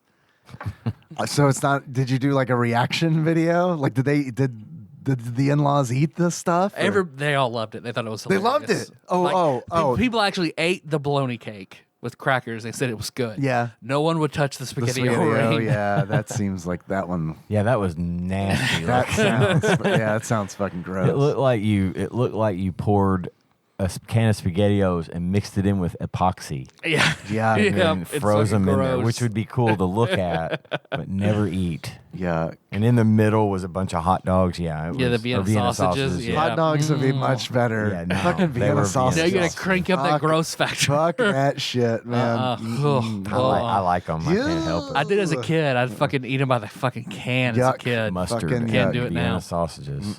Nope. I haven't had any in a while. I probably won't either. I know how nasty. Well, we got a treat for you, Ian. Hey, I would eat them. Do you want gout too? Here's some Vienna sausage. Gout's back. And it's pissed. You guys have any achievements for this game? I have a couple, if I may. Yeah, what you got? Just jumping in here like I got something to say. Please. All right, my first achievement is finish all over me, Ultraman. Fucking hot. Jesus Christ, Ian. Coming in. Wow. I need to take a break. Okay. Does it taste like cum, Ultraman? Do you need some ranch dressing on that? Ultraman is ultra hydrated. To get that, you find out about the boss weapon requirement after dying 3 times while the finish notification is on the boss's health bar. I did that because I didn't know. I didn't read ahead. Dude. I usually Yes. start by just jumping in Sure. and play. And I got to finish, and I'm like whipping this thing's ass, trying to kick it, and it's killing me. And I'm like, what the fuck? And then I found out about selecting the.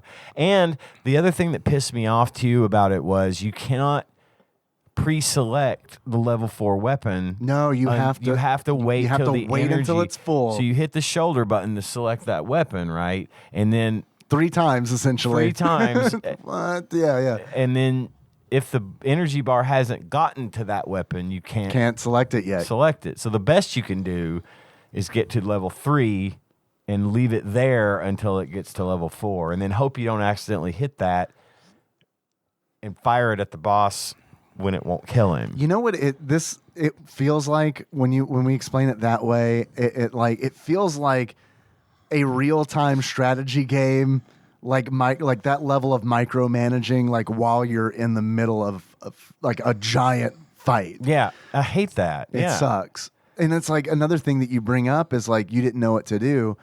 If you didn't have this instruction manual, like if you just rented this blind, and it's not obvious. it's not. You're right. You don't know can't how to figure that kill out. the guy. I mean, eventually, maybe you'll hit the shoulder button and be like, "Wait, that little pip moved." Moved, and then maybe, but it still would take. I would have been long done with it, oh yeah, for sure. for sure. Okay, my next one is a musical achievement. Codalar, it gives us those nice bright lasers. And to get that, you die by repeatedly getting hit by Codalar's infuriating ground-based laser lasers. spam. They go across the floor. Yeah. And they're really long, and you have to avoid them. Well, dude, like you talking about that reminds me of Ultraman's got this move where he like makes this like AT shield essentially to like block projectiles in theory, but like so you have to input that move because there's no block. There is no block in this game. Like the only way presumably to block something is to perform that move where that special move where Ultraman makes a shield. But like you have to not only do the input command to make the shield form, but like the animation for him to make that shield is like so fucking long. Like you have to be a precog to know that the enemy is going to fire a projectile in 1 second, so you can go ahead and pull up your shield. And most of them they go for your knees and your shins anyway. Right, right, yeah, exactly. It's fuck this game. So it's actually the more we talk about it, the more I'm like, this is such like a poorly designed piece of shit. Absolutely. But it's like maybe it's because like honestly, it's so weird for me to say this, but maybe it's because it was on the back of Tetris 2. Like when I was playing it, I was like, it's not so bad. Yeah. Could be. I didn't Hunger have is that the best effect. spice. Yeah. I didn't have that effect. I hated it immediately. I have a few achievements. The first of which, these all come from Twitch chat. The first of which is Hackerman. In order to unlock Hackerman, enter the options screen on Ultraman using the button combination. That came in from DJ Chu, a.k.a. Derek. The next achievement I've got is Majaba the Hutt. In order to unlock Majaba the Hutt, talk to Majaba, get killed, then defeat him on the next life. And that came in from Cthusiast Jeff. Although the next time I get like accidentally injured, I'm gonna like clutch my side and go, Majaba, my ovaries. The next achievement I've got is Gouda's Priest. In order to unlock Gouda's Priest, sing an Alice Cooper song for some reason while fighting Goudas. That came in from Gamebug Prime Nate. That is a thing that I did on stream because I got Alice Cooper and Judas Priest mixed up. And then the more I think about it, the more I'm like, do I know a Judas Priest song? I don't. I don't know that I Couldn't name you one. Couldn't name me Alice Cooper song either. Breaking the Law, I think, is Judas that is Priest. right. That is Judas Breaking Priest. the Law. Isn't that? That's Beavis and Butthead, I'm pretty sure. Yeah. Yeah, you're right. My bad. Yeah, that's Judas Priest. Alice Cooper's like School's Out, Yeah. Oh, okay. which is what I sang. 'Cause I would have thought School's Out was that D. Snyder. Twisted Sister. So I would have thought that was Twisted Sister. That's Yeah. we're not going to take it. No. I've got 2 achievements. What you If got? you're done with yours. Yeah. My first one is blah, and you unlock blah, which is, I guess, what he says after you win. Yeah, He what takes is off. that? What is that undecipherable audio clip? Yeah. It's this, Ian, you've seen Ultraman. Does he say that like when he defeats a monster? Ultraman never says anything. Is he like just fights. Is he like panicking because it's like, oh shit, it's almost 3 minutes? But, I know it's been a long time, but I don't think so. But yeah, whenever you manage a jump, because you can't just like jump in this game. You have to like, I had to just button mash, and sometimes I would jump way, way, way up in the air. Yeah. It depended on how long you held down the button. If you held it down a long time, long press, you would go high up, and this short press was a short jump. And if you press up when you press jump, you go way up there. Which I would do a lot because, again, there's no block in this game. Right. So it's like the sky is my You block. just basically have to fall down with your leg extended and kick it Yeah. on your way down and hope that it scores a hit because there's no visible You can't way see. to know Right? There's where no it indicator. is. Yeah. And then my next one is the tortoise and the Goudas. You unlock that by never running at all, Oh, man. which running is also Running is so fucking difficult. stupid in this game because it's location proximity dependent. based, yeah. And it's just like there are times where it's like I want to rush an opponent, but I can't because we're too close to one another. Take so I just it easy. Take your health. Get up just here. right, just slowly walk up to this fucking enemy while they're like shooting bubbles out their mouth at me. Just put down the bubbles. Stop shooting the lasers, Kodalar. I'm approaching you very slowly. We're all friends here. You don't want to do this, man. Think about your kids. Your family. Think about Kodalar Jr. Little Kodalette. You're on the news right now. What are fucking Chewbacca's son? Who's Chewbacca's son? Itchy. Itchy. Yeah. Don't forget his No, dad, that was- Lumpy. Lumpy. Well, Lumpy was the kid, and Itchy was the dad, right? I can't I don't remember. know. It's Either- one or the other. stupid either It doesn't way. matter because it is definitely stupid either way. I love like the riff tracks. They're like they nail it in the very beginning. They're like, this Star Wars thing is just a flash in the pan. No one will remember this years from now. I can't remember if I gave credit to the Gudis Priest achievement. That came from Gamebug Prime Nate. So thanks for that, Nate.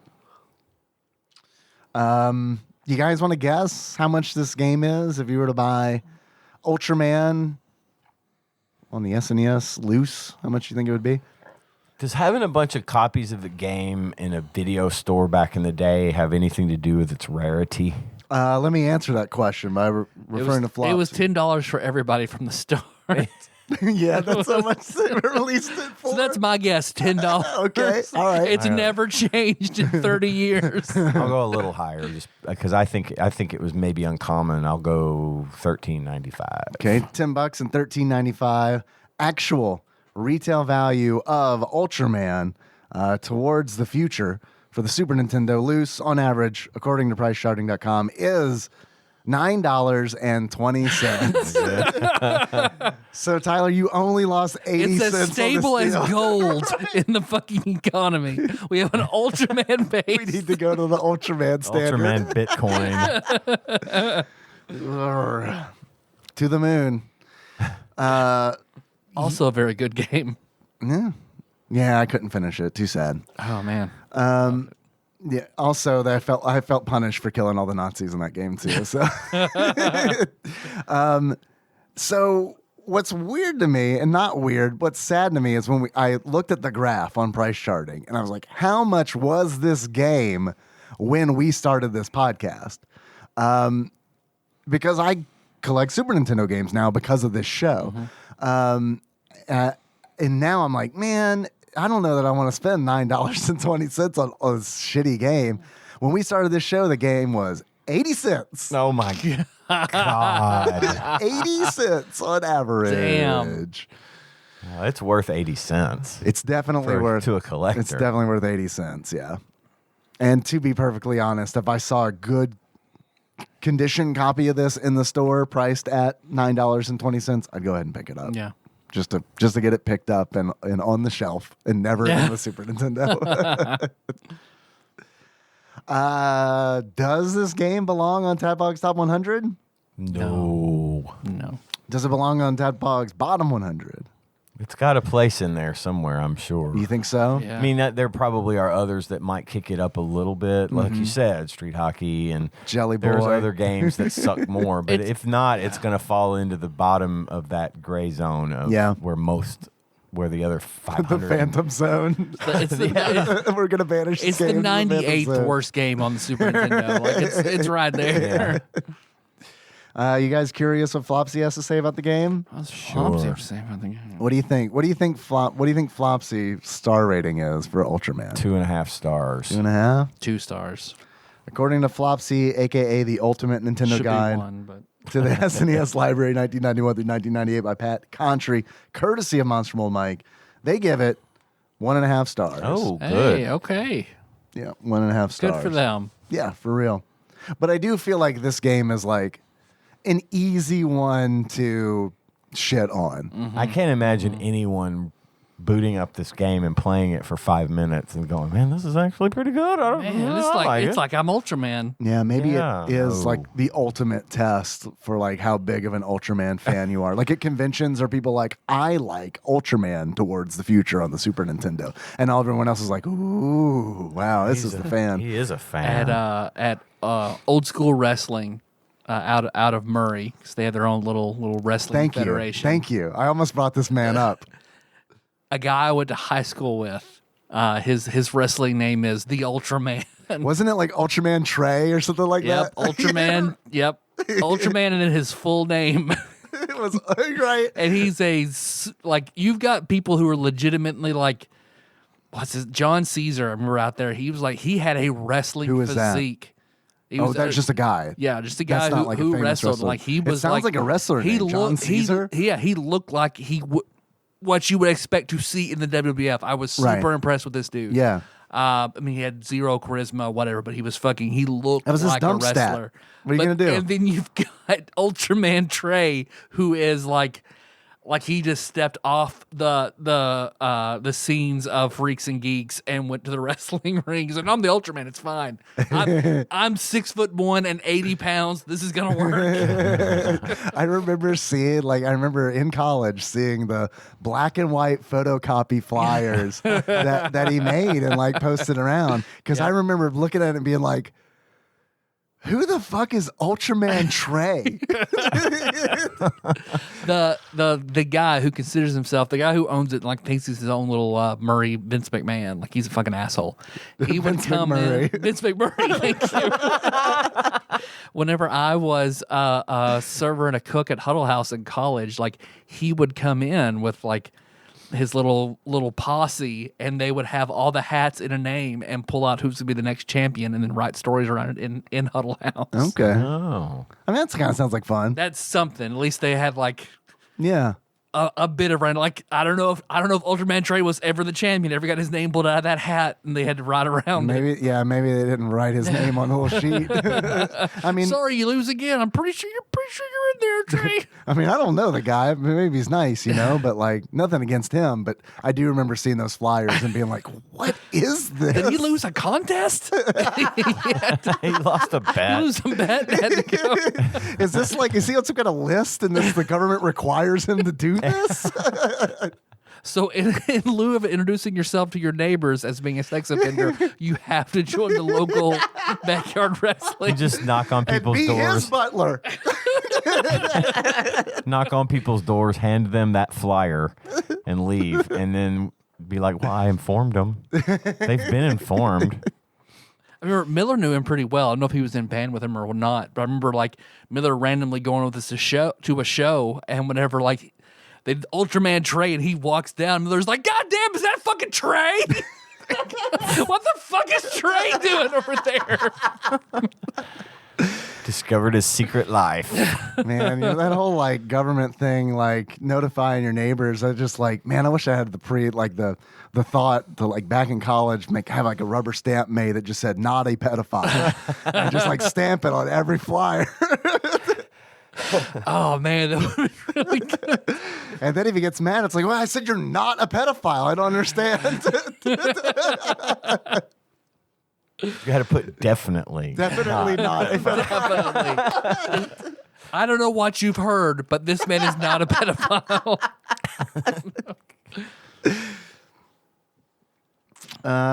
Tyler, Yes, Dave.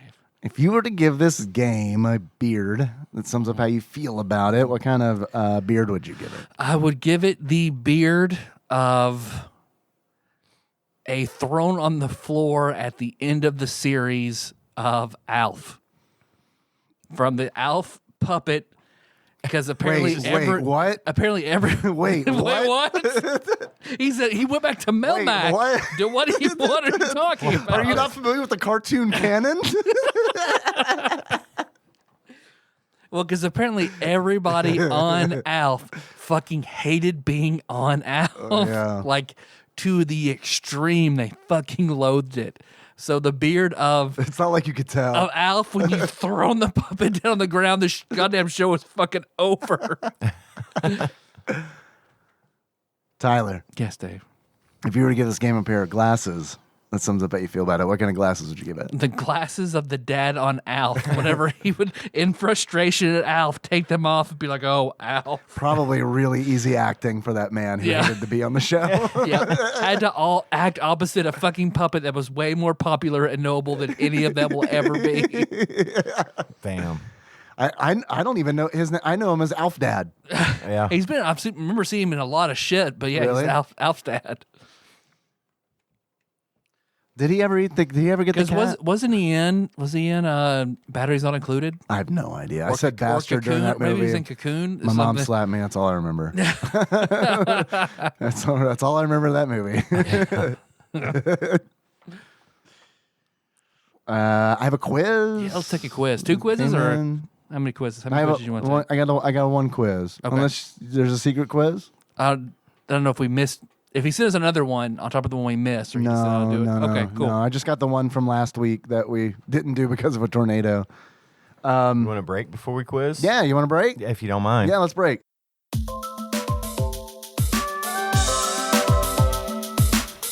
Welcome to the TADPOG Piss Break Experience.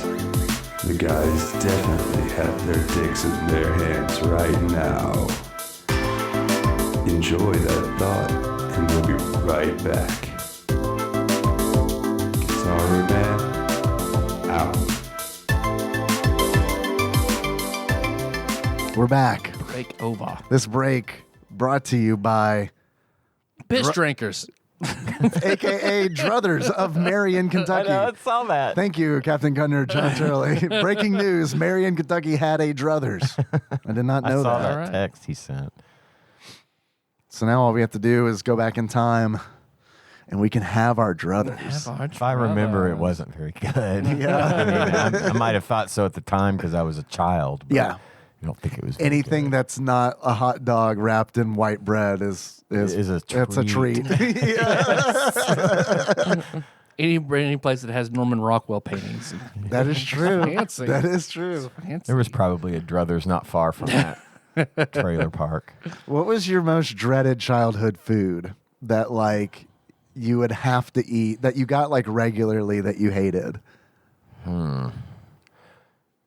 Well, I wouldn't say regularly, but my mother was a really good cook, and she made dinner every night. I liked pretty much everything she made, but every so often she would serve Brussels sprouts. Oh man, I love Brussels. And I can't eat them. They give me that gag reflex, like drinking Windex or something. Yeah. And Or something. or something.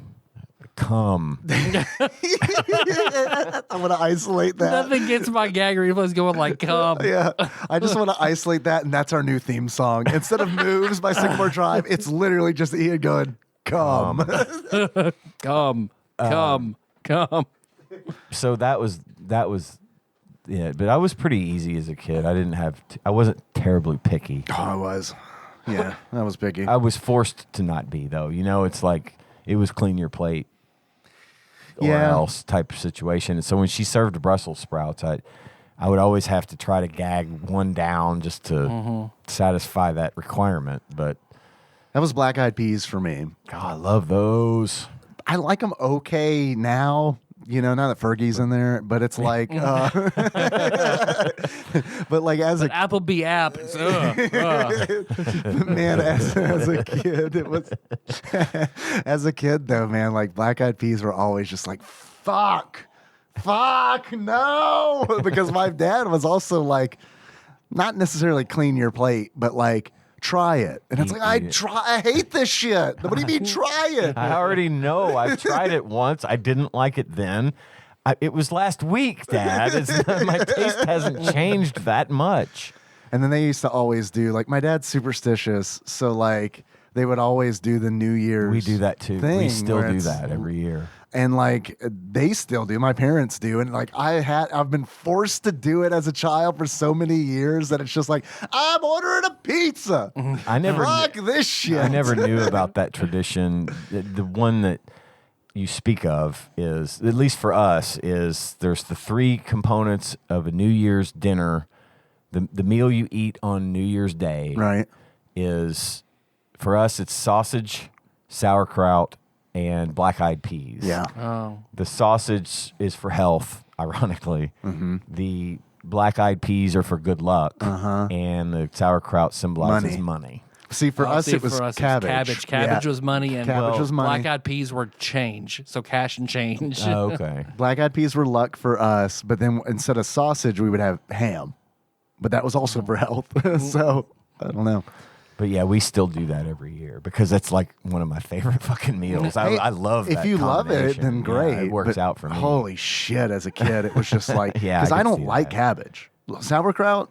Well, sauerkraut the is older cabbage, I'm isn't going it? to make a post on Facebook because the older I get, the more I fucking love cabbage and everything about cabbage. Isn't Like, cabbage and isn't sauerkraut oh, cabbage? man, sauerkraut, been like- kimchi, fried Okay. cabbage, fucking cabbage and egg rolls. I like cabbage and egg rolls, but like Man. just fucking cabbage. I don't like that as like just a thing where it's like here's your cabbage. Well, plus I it's love, also stir fried cabbage with like red pepper flakes in it and honey. That's also sounds like it would be okay. This was literally Boiled cabbage. cabbage. well, and yeah. that's what I was gonna say. Here's like, your the, borscht and your cabbage. the precursor to boiled cabbage is your fucking entire house stinks Oh, yeah. of boiled cabbage, and that's not. And then your dad's farts you're like- stink for the rest of the fucking night because Here, of the eat this- boiled cabbage. Eat this stinky food. Just try it. You'll love it. Man, we used to like my dad like loves the collard greens. Oh, yeah. Like any kind of greens, Gushel greens, big chocobo. This guy. So like when we would go Mustard to like greens. Oh, he love loved mustard greens. So like whenever we go visit my grandmother, his mom, she would make a shitload of them for him, and it's like that was a fucking 6 to 8 hour drive to her house, depending on where we lived at the time, and just the fucking rides back every fucking time was just like, oh my fucking god, Dad, crack a window. no shit, because like literally Yes, no shit. shit, just fart. But like I wouldn't eat them because I didn't like them. My mom wouldn't eat them, so there was only one person doing this. And then yeah, I do remember several instances playing like Mortal Kombat on the Game Gear with the window down. In the middle of winter. Yes. Your fatality. Yeah. Black eyed peas for me and lima beans, which I'll eat both now, but as a kid, I didn't fucking Yeah. Lima beans, I ate them when I was a kid. I didn't care for them, but it wasn't it wasn't bad enough for me to I like them now. argue about it. Yeah, I could eat them now. Melissa, as a kid, liked them. She loved her grandmother's lima beans, but that's the only lima bean she will eat. I could, under no circumstances, could I make a lima bean she would eat. Yeah. Only whatever her grandmother's recipe was, and no one knows it. So, I really came around on peas. I used to Oh, like yeah. not Love like peas. peas as a kid, but Peas like and now mashed like potatoes like all snap day. peas. Like I mean like good peas. I still don't like mushy peas, especially when they're like I can do mushy peas if they are fucking hot, like steaming. But if they are any degree less than steaming hot, mushy peas I are get just like cold peas, God, man. It's the I like worst. those. I cold like boogers those. and cum. Just I like those flash frozen fresh peas, the bird's eye style. Yeah. Those are good. Yeah. I don't mind a canned a good peas either. Le pea in a can with mashed potatoes. For It's the like fine it's like I palates. love certain food combinations and I can only eat them together. Like I don't like deviled eggs Love unless deviled head. If I could grab those horns. deviled eggs with I have to have bread, a roll or a croissant. I can't have it by itself. The texture is just. But if I can follow it with a piece of bread, if I can eat deviled eggs all day long. Yeah. And then peas as long as I No. have mashed potatoes. No, not I've touched on this. I could eat myself to death Oh, on deviled eggs. I yeah. love them. Love them. And what I really want to make, I saw on TikTok, a good one of these Bloody Mary deviled eggs. It look fucking great. I'm going to make at some point this year. So, that sounds appalling, but it looks really good. 'Cause Yeah. You've got the deviled egg, but like it's, got a little tomato in it, and yeah, a little it looks like it's spice. Old Bay covering the whole top of it. Oh, you and got then, like, Tony. Yeah, you're right. And then like a skewer of like pickle and okra and something else in it. And it looks like yeah, I'm going to make those. Sweet. I'm more of a mimosa than a Bloody Mary. Anytime Or there was like a mimosa deviled egg. I've only had one. I only had one Bloody Mary my whole life, and I did not enjoy it. But it got the job done when Josh and I did those Bloody Beasts Yeah. in Atlanta. but those are like, The fucking those are like the a Big gallon of Macs Bloody Mary Marys. yeah, I with mean, a fucking steak on it.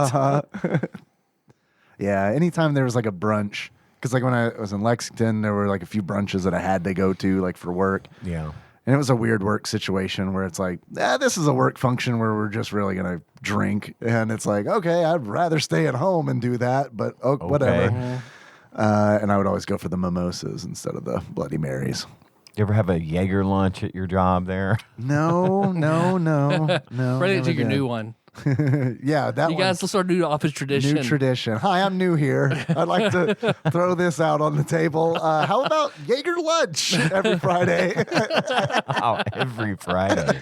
You know how, like, at the end of the day, it's pretty much just me and one of you in the building, and I scare the shit out of you because you're like, oh, yeah, a man works here now. And I'm like, I'm scared because I don't know how to set the alarm. So I'm like wandering the hallways, desperately trying to find somebody. And it's like, I find somebody, I knock on the door, and they're like, ah! Let's do that again, but this time we're both drunk. I would think that would take the tension level down, way down. Man, I scare so many people unintentionally. I fucking hate it because it's like, and I also don't want to be super loud to let people know that I'm there because then that's also like, hey! That's also like disconcerting. So. I'm coming. I'm not creepy. Not a pedophile. Definitely not a pedophile. Who's here? Who's here? Am I alone? Am I alone? I'm a man. I see you. I'm a man.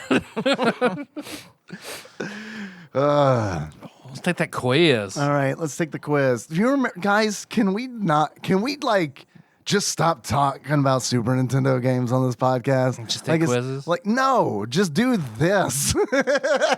This is fun. Let's do all calls next week. How about that? Well, yeah. Oh, wow. That's weird you mentioned that. It's a great idea. Let's do all calls. That wasn't planned out at all. No, I mean, this should just be a fucking show that, like, we don't do like, we should just do this. Okay. We should just do this. Drop the fucking video game. Like, if it comes up, it comes up. We could talk about BioShock or whatever for 15 minutes. I don't know. I just feel like the video game segments are always like, and now for the unfun part of the show that we're obligated to do, that none of us really want to do, no one really wants to listen to, but buckle up for 20 minutes. We'll get through this. And then we'll talk about fucking New Year's superstition. Tell you all about this bad thing that we hated and all the reasons we hated it. And then we'll go and have some fun. Again, it's like the shows start out where it's like, we're having fun. And then we get to the games and it's like, this is a thing we have to do. And then we come back out of it, and it's like, here we are. I don't know. Food for thought, I guess. I do have a quiz that came in from one Ross Rachel Green from across the pond. It came in a week ago, entitled, "And Now We Are All Sick. Thanks, Kid." Does that sound familiar? Have we done this? Oh, is that where his son came back with COVID? Well, Ross begins. Potentially a second time. I can't remember if I've read this or not. Okay. Well, it was going to happen, wasn't it? We all got the dreaded lurgy, cooties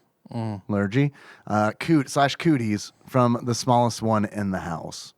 He's got a few more days of isolation left, so it's probably fine to send him our grocery shopping for us. I am stuck in Like a until... British urchin. A fine goose for my parents, sir. Be gone, gutter snipe. I am stuck in until the 17th. Ross is nodding. He's stuck in until the 17th, which will be a few more days after this goes live. Unless there's like a tornado or something, in which case that's already happened.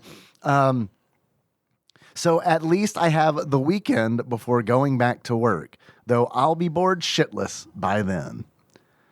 Any N64 games from IGN's list? Today is 15-6 because the top 5 is far too easy. Are you boys, except for maybe Ian, ready to fucking bomb a N64 test? I don't know that I'll be much better either, but we'll give it a shot. You'll be better. I think you'll be better. I do. All right. Ross, I hope I hope everyone's fine and out of isolation and not sick. First question. Oh. Also, Ross says, also, announce the game, Dave. I don't know what that means, but we'll get to that. We'll get to that. First question. This game really defined first-person shooters for a console and is regarded as one of the best movie tie-in games of all time. GoldenEye. GoldenEye, but that's not in the top 10? 15 through 6? Maybe it's 6. All right. GoldenEye, for sure. Locking it in. It is GoldenEye 007. Next question. This is the third in its series of Palm fucking minigame collections. Mario Party 3. Yep. Locking that in. It is Mario Party 3. Next question. This sequel is an odd mix of 2D and 3D, RTS and RPG, story and exploration, and gameplay that puts more weight on the planning phase than the actual battle itself. ActRaiser 64. It'd be pretty good, though. That would be pretty good. See, I was going to say either Kirby or Yoshi because they were, 2.5D. 2.5D, yeah. But there's not like a planning phase in either of those games. I don't know. What is a 2D and 3D RTS/RPG? I mean, On the N64? on the N64 or period, right? I mean, like, because like when I think RTS, I think of like Warcraft, and I, think of maybe even like Command and Conquer. That section where you get the Phoenix materia in Final Fantasy VII. Oh yeah, Final answer. What was that? The Fort Condor. Fort Condor, yes. Yeah. Unfortunately, Final Fantasy VII 64 doesn't exist. Or fortunately, I should say. Yeah, you're right. You're goddamn right, fortunately. It's a sequel too, so it's not even like the first one of these. And apparently, it's like a well-known N64 game because it's in like the top 15. I have no idea. I have None. idea Any either. clue. Like there's like an Armored Core game where you're big robots you have to plan and deploy or some shit. You want to pass, or you just want to, or just because we're not going to get this one? I feel like. Yeah. No. Or do you just want to Armored Core? Armored Core 2. Armored Core 2, locking it in. It is Ogre Battle 64, person of lordly caliber. I had no idea there was an Ogre Battle for N64. I did, but I haven't played it, so I don't think about it. I've heard a few podcasts about it, and like it's real mixed, which is why I'm kind of surprised like that it's in this list because like I have heard really bad things about that game. Because I thought Ogre Battle, but it's like, oh, but there's not one for the N64, surely. Yeah. Next question. This game is essentially a reskin of a popular PS1 sports game with Nintendo characters. Mario Golf? Mario Tennis? Tennis? What is a popular PS1 sports game? We talked about a popular PS1 sports game recently on one of these quizzes, didn't we? Probably.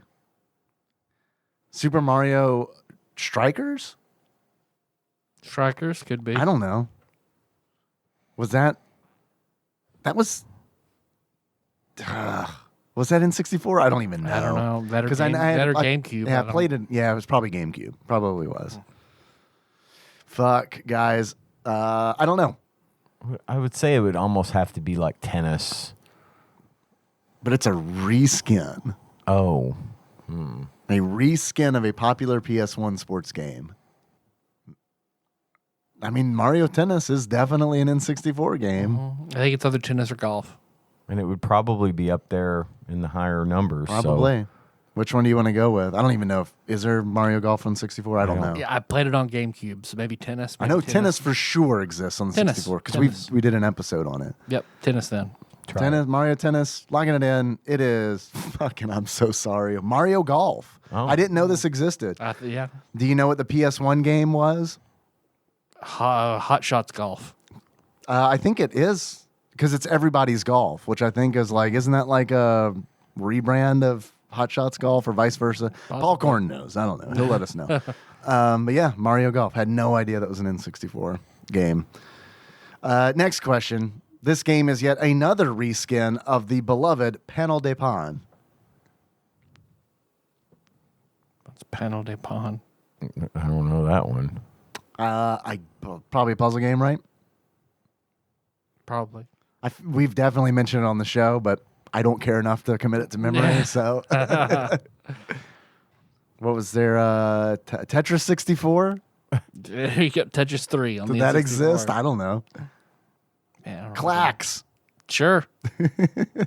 Quest 64. I don't know. Diddy Kong's Racing. That'll be in there. Penalty Palm. No clue. Tetris 64, locking it in. Yep. It is Pokemon Puzzle League. Oh. I would have never in a million years. No. That, like, even just like that combination of words is like, nah, no thanks. Yep. Next question. This game featured a vehicle that was hidden in the game for 6 months to coincide with a movie released and was unlocked by a code. Herbie Fully Loaded. That's a pretty good guess. Only other thing I can think of is, when did The Italian Job come out? That was post N64, right? Because that, like, The the Mini modern Coopers one. were all like a big deal in that movie. Yeah, the right? modern. There was an old version of that movie. Sure, right. But that was like that super, was like 60s, wasn't it? Yeah. But yeah, that was like 2000s. Oh, I know what this is. I think I do. I think I know what this is. That Volkswagen Racing. No. This is a Star Wars game. Because remember, like, there was this thing about, like, because this is around the time of Phantom Menace. Is this the pod racing game? No. I don't think it's a pod racing game. I think this was like a space combat Star Wars game that had like one of the fucking Had Herbie Fully Loaded in it. Herbie Fully Loaded. Going through Airbud was space. piloting a Herbie Fully Loaded. Yeah, it's that. Darth Vader and Herbie. It's fucking great. It's a fucking great clip. I won't buy the premium video, but it gets me there, just the clip. No, it had one of, like, I guess one of the Phantom Menace fighters in the game, but I don't think they released the code for it until after the movie released. Oh, okay. So, but I don't know the name of the game. God, the only one that I can. The only one I think of is the pod racing one, but I know that's not it. There was a Rogue Squadron, right? Shadows of the Maybe Empire? It's Rogue I don't think it's Squadron. Shadows of the Empire, because that Rogue was Squadron is probably a good guess. because we did that one for the show, didn't we? We did. That would be. I think Rogue Squadron. And you were would track. Kmart Han Solo running through. Yeah, shit. Dash Rendar and Shadows of the Empire. Yeah. Rogue Squadron was like mostly like dogfighting and third person. Yeah, Rogue Squadron. Rogue Squadron, locking it in. It is Star Wars Rogue Squadron. Nice. Fucking Good job. Lord. I only knew that because of Star Wars trivia. Like, otherwise, Terra Kasai, that's the thing, right? Did you, Terra- it is. I did you rented punch that. ships? You ready to talk about that game unenthusiastically for 20 minutes? I am. And then we could do good shit. They canonized that in the Solo movie. At the Oh, end they of did. it. The Spoilers. woman, one of the characters at the end, She she is is a master of Terraskasi, and it's like they brought that in. I laughed when that I was did too. I was mentioned just like, in the theater. Yeah. What? Who knows what? I do, but who else knows this? Do you guys remember when Han Solo fist fought Darth Vader? I do. Next question.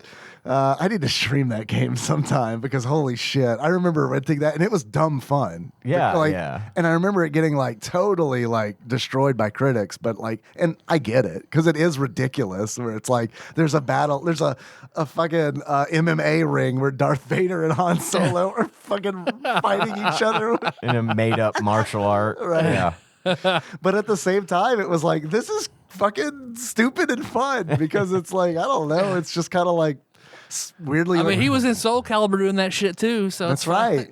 Yeah, him and Yoda, right? Him and Yoda and fucking Jason, Freddy. I don't know. Oh God. Yeah. Next question. This racing game featured dynamic weather and course conditions and had a punishing difficulty curve for first-time players. Is this a cruising game? Did the cruising games get out on the N64? Cruising 64. I want to say, yeah, Could cruising. be. Cruising USA or some shit. or I 64 think or it'd be World? Cruising 64. I think I remember that being a thing, but I'm not certain. But that Sounds sounds good like to a me. good guess because cruising's always had the weather Yeah. effects. And I don't stuff. really recall a lot of like famous racing games on the N64 outside of, Mario Mario Kart Kart, and yeah. Diddy Kong's Racing. Cruising? Cruising. Sure. Cruising, locking it in. It is Wave Race 64. Oh. Yeah, forgot about it. Fucking waiver. I've never was a played it, hu- but That was a heard of good it. game. I liked it, Yeah. but it was very hard. Is to it like jet play. ski? Like race? Yeah. Yeah, I played that. Josh and I played that a lot. Next question. This strange party game was unlike anything that came before it and has become so popular there are multiple sequels and clones. You don't know Jack? Maybe. Did that come out on the 64? I remember playing it on the PC in I don't that know. era. I Played don't it on know. the PC too. Cookie Masterson. Fuck yeah. Licorice breastbones. Strange party game. I can name one party game. I can name 3 party games from the N64, and they all start with Is it Mario. another Mario Kart? Another Mario Party game? Mario Party 2. Man, this one's.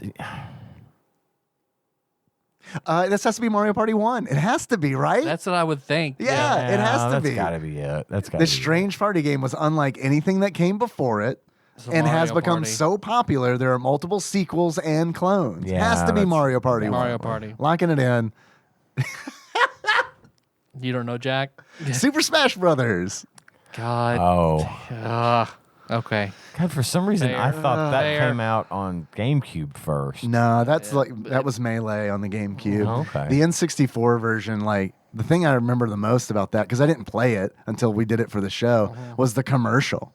Where they had all the Nintendo like mascot characters essentially like Oh, in yeah. costumes, and it was Yeah. live action. It was like you and me and me and you. Oh, wow. Yeah. Next question. On a console that was famous for stepping into 3D, Nintendo went hard on the 2D angle for this game. Kirby, or what are all the Paper Mario? Paper, it's good paper. call, That Paper just got Mario. released on the Switch Online Oh, yeah? N64 catalog Paper too. Mario's so Maybe good. I should finish it. I got up to the last So- battle, and like Tyler That was last like, battle's "It's hard," rough. and I was like, That last "Man, I'm not battle gonna is do it." That's got to be it. Paper Mario's Mario, Really, I still need to play Thousand Year Door. yeah. I bought it as soon as we finished it. I fucking got on eBay and bought Thousand remember, Year Door. yeah. That's how much I Started love 1000 Year Mario. Door. That was good. That was good. Paper Mario, locking it in. Yeah, It perfect. is Paper Mario. Good job. Next question. This was the first N64 game to support the Rumble Pack. Star Fox. Yeah, Star Fox 64. Yeah, I think it's Star I think Fox. that's good. That's a Okay. good answer. All right. Locking it in. It is Star Fox 64. Nice. Well done, Ian. Next question. The top 5 are Perfect Dark, Banjo-Kazooie, Majora's Mask. Every one of these I read, I'm like, ugh. ugh. Mario 64. Okay, I like that one. And Ocarina. Too obvious. And then I don't know. I'm supposed to answer. I don't know what the answer is. Too obvious? Yeah. Yeah. Yeah. All right. Yes, we agree. Choose the answer. The only option is penis. All right. Thanks, Ross. Next question. Fuck, marry, kill. Having a wet sock, feeling a pebble in a pair of lace-up boots that takes ages to get on and off, sand between your toes. I want to kill the wet sock. You can't do much about a wet sock. You can still unlace that boot, take the rock out. You can still take it off, get the sand out. You got to wait out a wet sock. It depends on where you are. If you're at home, you could take it off. Just take it off. But I'd also like to say there's a technicality. He doesn't say you're wearing the wet sock. Could just be a just wet a wet sock. sock. Could just see one. Ooh. Ugh. Glad that's not on my foot. Kill wet sock. Marry the rock in the shoe and fuck the sand in between my toes. Fuck that sand. I'm killing the wet sock, but I'm marrying sand between the toes because he doesn't say you have shoes on at the time. You could use that as toe sand. I don't mind sand between my toes. Not really. I really don't. Like, I honestly, like, I I don't, feel like it's the least offensive of the three. because it's like, even when I'm wearing shoes, because it's like, I remember when we lived in Florida, we lived a block away from the beach, and I feel like I constantly had sand everywhere. Yeah. Maybe I just got used to it, hate and it was sand. like, it's everywhere. It gets So I probably am gonna marry that. Yeah. I do hate having a pebble in my lace-up boots, which I don't own. I don't own a pair of boots. I have a couple, and that is kind of a bitch. Yeah. But I still would prefer that. Like he said, you could get rid of that pebble. You can Right. get that off of there. But that, A lot that easier wet than a sock, wet sock. assuming you're wearing it, you just got to squish around on it. and it Wet socks sucks. they're the fucking worst. Wet socks, I hate wet socks. Yeah. And it's like that is the thing. That is like definitely a household trigger for me. Like if Henry spills something on the floor, like water or something, and doesn't clean it up, and I step in like a puddle and a sock, it's like, what the fuck? All right. Next question.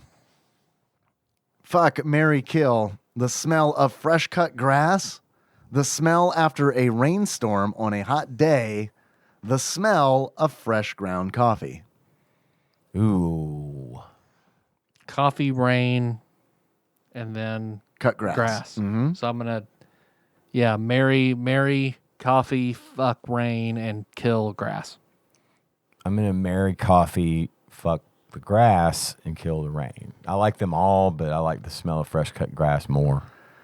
I'm going to kill the rain too. And it's mainly because while I do like the smell, it rarely feels good here.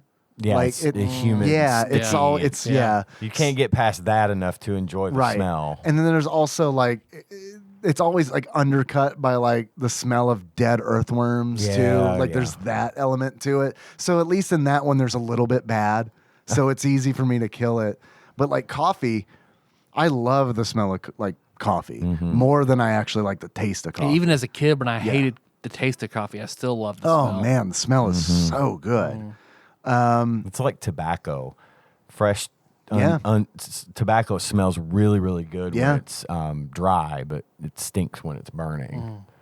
I mean, I don't like the smell of it when it's I like it burning. when it's burning, but I know that the majority of people think it stinks. when I just it's don't like burning. the smell of it when it's been like baked into somebody's coat for 3 days. That's me. That's me. That all the was me time. too. And Yeah. I used to fucking like, I remember when I quit, and I remember it not bothering me until I quit. And then I quit and I was like, fucking my clothes fucking smell Yeah. so bad. What the fuck? Yeah.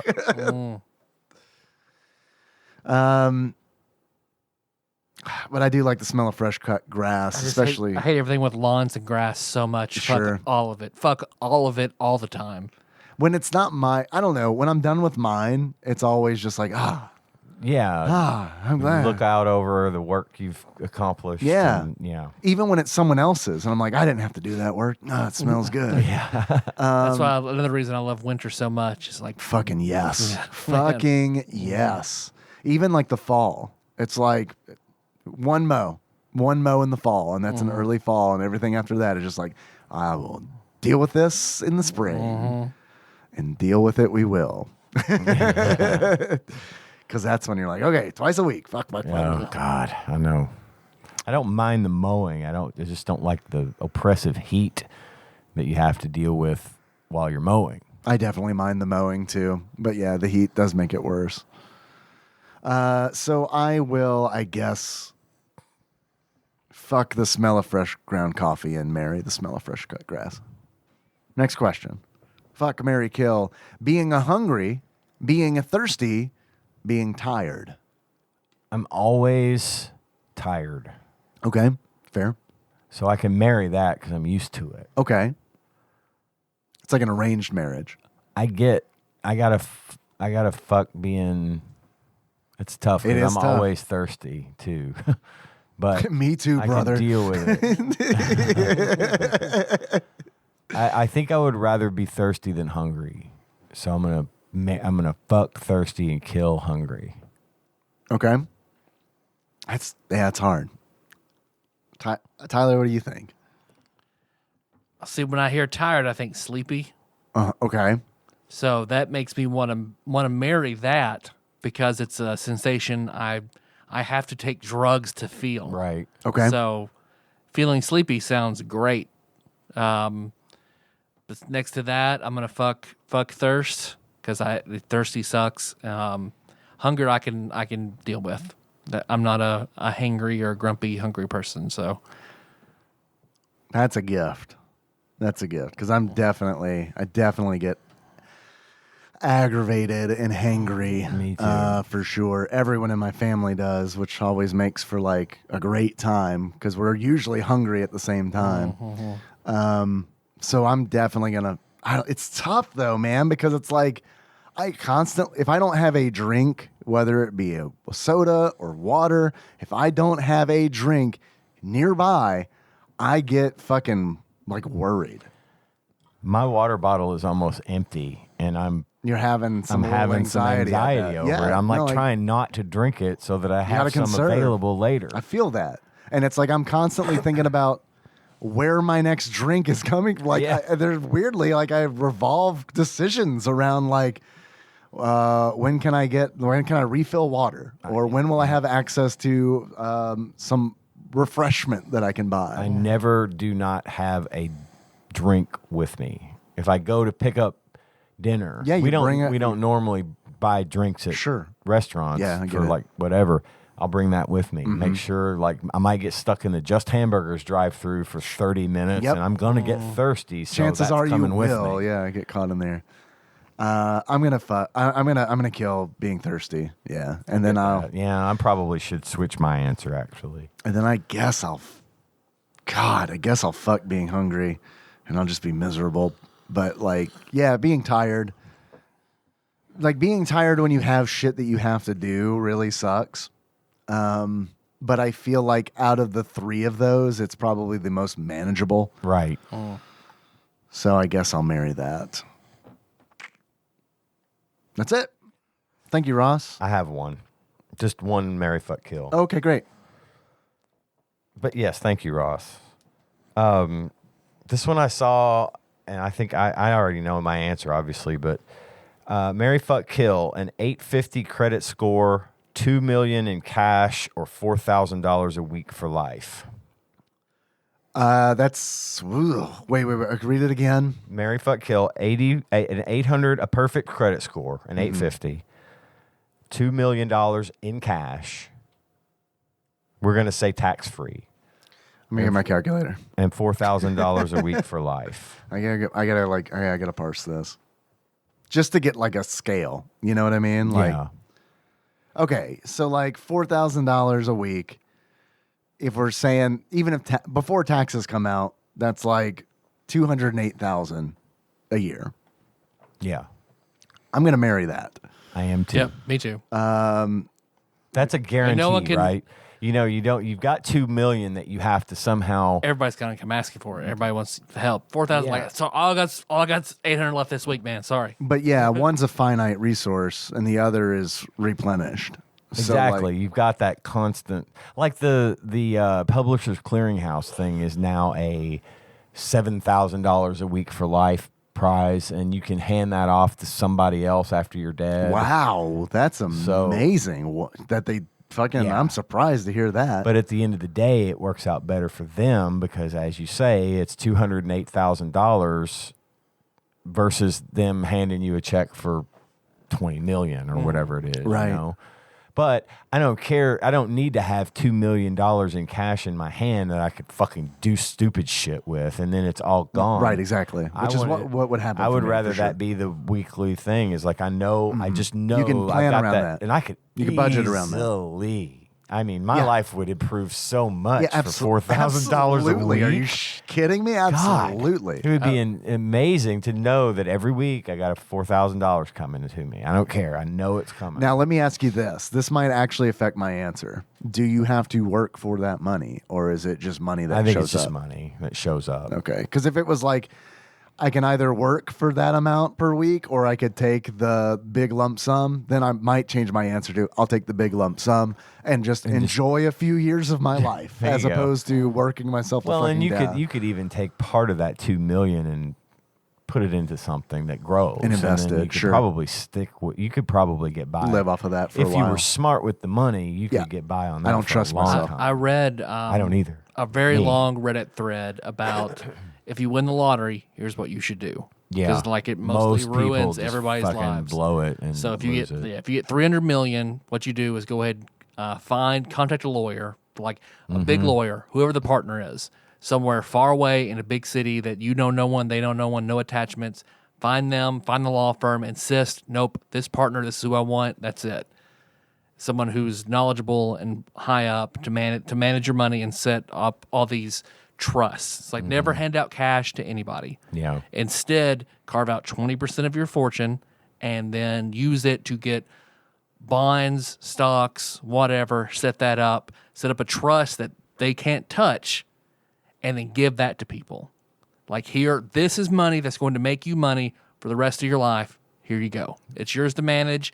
I don't hand out cash, but this is how I'm helping you. Give that to all the people that you love and want to help support, and set up college funds and trusts for kids. Don't hand out any cash. And then after that, it was like 3 or 4 pages of, man, that's fucking brilliant. This is absolutely like what you should do. Like, so that's immediate thing. Never hand out cash. Try to remain anonymous. Set up something that people can then, here's a gift, manage it. There's one of those shows on like HGTV or whatever where this super flamboyant dude like helps people buy houses after they win the lottery, and I fucking hate it because it's just like the worst thing you could do. If I got that money, all right, maybe I'll pick up a condo somewhere nice like Florida or something just to be able to go to visit. But I'm staying right here, and I'm gonna fix up my house or else buy a relatively reasonably priced house here in this area where it's super cheap to live relative to most places, and just not do that crazy shit. Because this guy's got these people buying houses that are just, they're going to lose it all from the taxes alone. You know? And it's just a terrible, terrible thing. Logically, I think the same thing, where it's like, yeah, I would continue to live here and just like maybe get a nicer house here. But like, I also know that like in 2 years, if I'm not working, I'm going to be like, I'm bored. I want to move. Yeah. You know what I mean? I got to do something. And I think that I would probably not stick to that plan, because I honestly think it would just be like, fuck, I got to like do something, you know? Well, but if you go the 4,000 a week route, you're going to be able to afford to do that. You guys want to go to Disney World next month? Sure. Yeah. We got that. Right. We got that covered. Yeah. No problem. Let's all go. Yeah. Invite your friends. I would kill the 850 credit score, because it's me like, too. You don't need, if you have the other two, you don't need that one.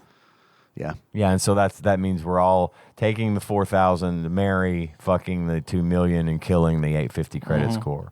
Because if I've got 4,000 in cash, I don't need a credit score every week. I don't need a fucking credit score. I could take, half that every week and save it and go buy a new car after a short period of time. Yeah. Because what I saw a TikTok about where Shaq was talking about how he got his first like endorsement deal. They cut him a check for $1 million. He was like, I went then. I'd always wanted a black on black Benz. It was amazing. I went that day. I got that check. I went and I bought brand new, fully loaded black on black Benz. Drove it home. Drove it to my parents' house. Pull up in the driveway. My dad's like, "Where's mine?" It's like, "Yeah, this is the man who raised me. He loves me. I love him. All right." Went, bought a second black on black Benz, brand new, fully loaded for him. We get back. By the time my mom's off work, she's like, "You guys got these? Where's mine?" So we went back out, got a third black on black, fully loaded Benz. Got home. My manager called me and was like, "Shaq, what the fuck are you doing? Like, this is why almost everyone who retires from the NBA, they're all fucking broke. I'm not gonna let you do this." It reminds me of my favorite children's story. If you give an O'Neill a black on black Mercedes Benz. Well, I think that's now why he's like a majority stakeholder in Papa John's. We were talking, Tanya and I were talking about him last night, and he endorses fucking everything. There's he does Epson printers now, and Papa John's, and the General Insurance, and I mean he is diversified. The General, man. Sorry, I know you don't take it seriously. I remember as a kid, money. he had so many wrecks. That was the only people that would insure him. So Oh, is now that he's their right? spokesman. Yep. Well, and it's funny because we were just talking about him last night and thinking, out of most of the guys in the NBA that get rich, they fucking squander it and they blow it and they don't have anything to show for it in 10 years. And he has done the opposite, because you have got to be liquid as fuck to open up a Papa John's franchise. Like you have to have the money up front, and then you have to have at least $1 million in liquid assets to be able to throw at it should the need arise. And he's got like 7 or 8 restaurants. I watched that, and the one opening Chick-fil-A is even more. Like, oh yeah, there's- that I looked into a Dunkin' Donuts once just for the hell of it. It's just like that there too. Yep. You got to really have money, but yeah, he's everywhere and he's done it right. I mean, that dude is fine now. Because what he had, there's another thing, him talking about how he'd gotten a huge deal with like Adidas or something like that, and he has these shoes, and he's out at a store at a Foot Locker, and he's talking.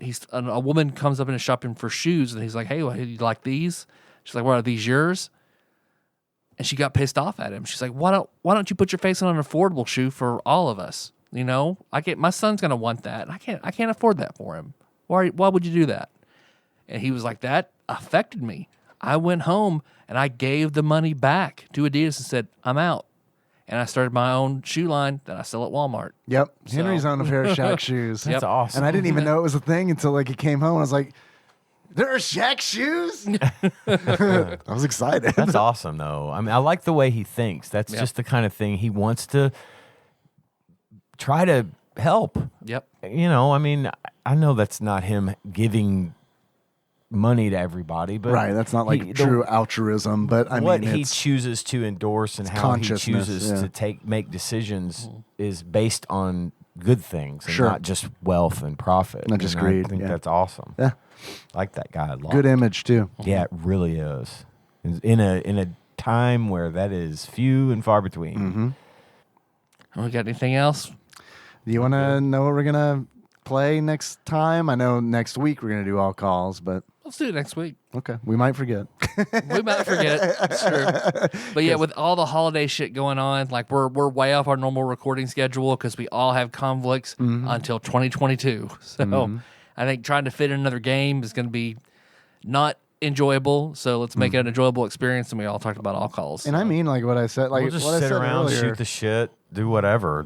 We'll just have fun. what I said earlier, not a joke. I mean, like if we want to make this thing not about Super Nintendo games, if we just want to like do the fun parts of this show, I'm totally fine with that. So Honestly, I'm not saying we don't got to make a see- decision now, but I mean, Well, but, like for real, like Yeah, one thing to take into consideration is when I go into Discord, the Discord channel. yeah, Nobody rarely ever talks about the game the we game. play. It's the other stuff we talked about and the other stuff that people can relate to. I mean, most of the people listening to the show aren't going to sit down and play the fucking game just because we did.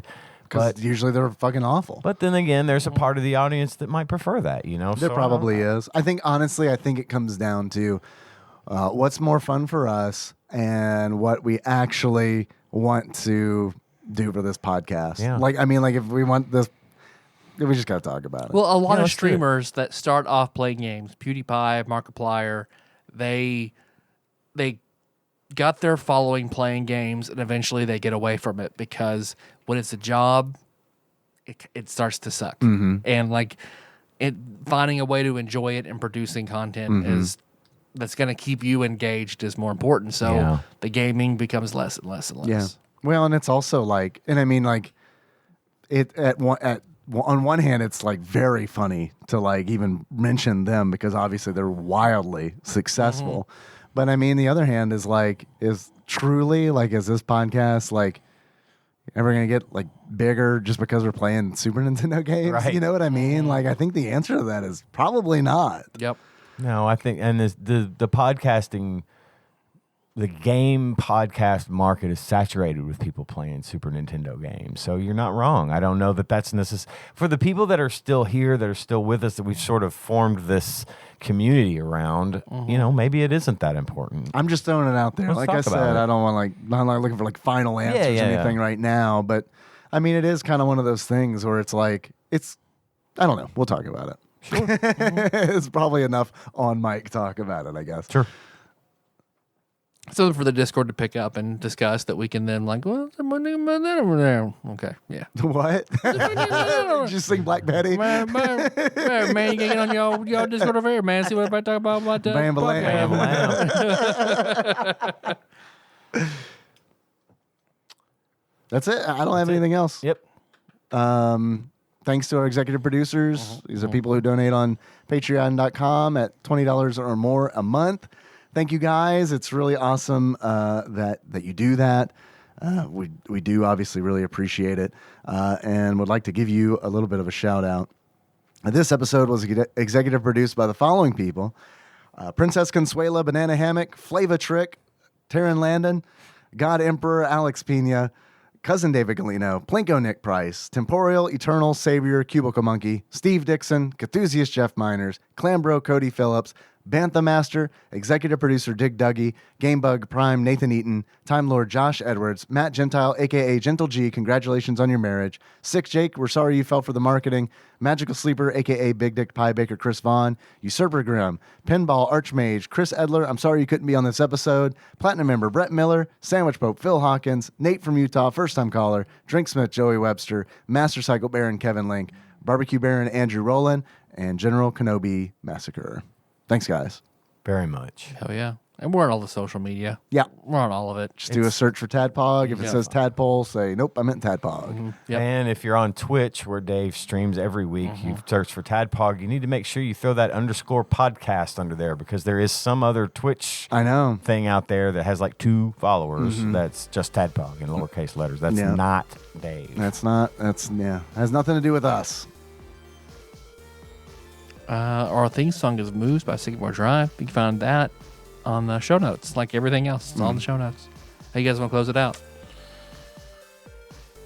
Shoo! As Ian's substitute teacher, who showed him Ultraman for the first time. So until next time, tropical Capricorn. Like horse shit. Fucking first grade Waking my ass Wake up my at ass 6 up a.m. Come down to school and watch these fucking brats. We're gonna watch goddamn Ultraman is what we're gonna do. The other option would have been Ultraman Trey, but I feel like there's a albeit small chance that Ultraman Trey might actually listen to the show. There is more so than anyone else we could have made reference to. That's a possibility. So apologies, Ultraman Trey, who is definitely not a pedophile. I think I'm friends with his sister on Oh Facebook. no, we're fucked. He's gonna come to our houses and beat us up. with wrestling. He can only be here for like 3 minutes. We just gotta abate him.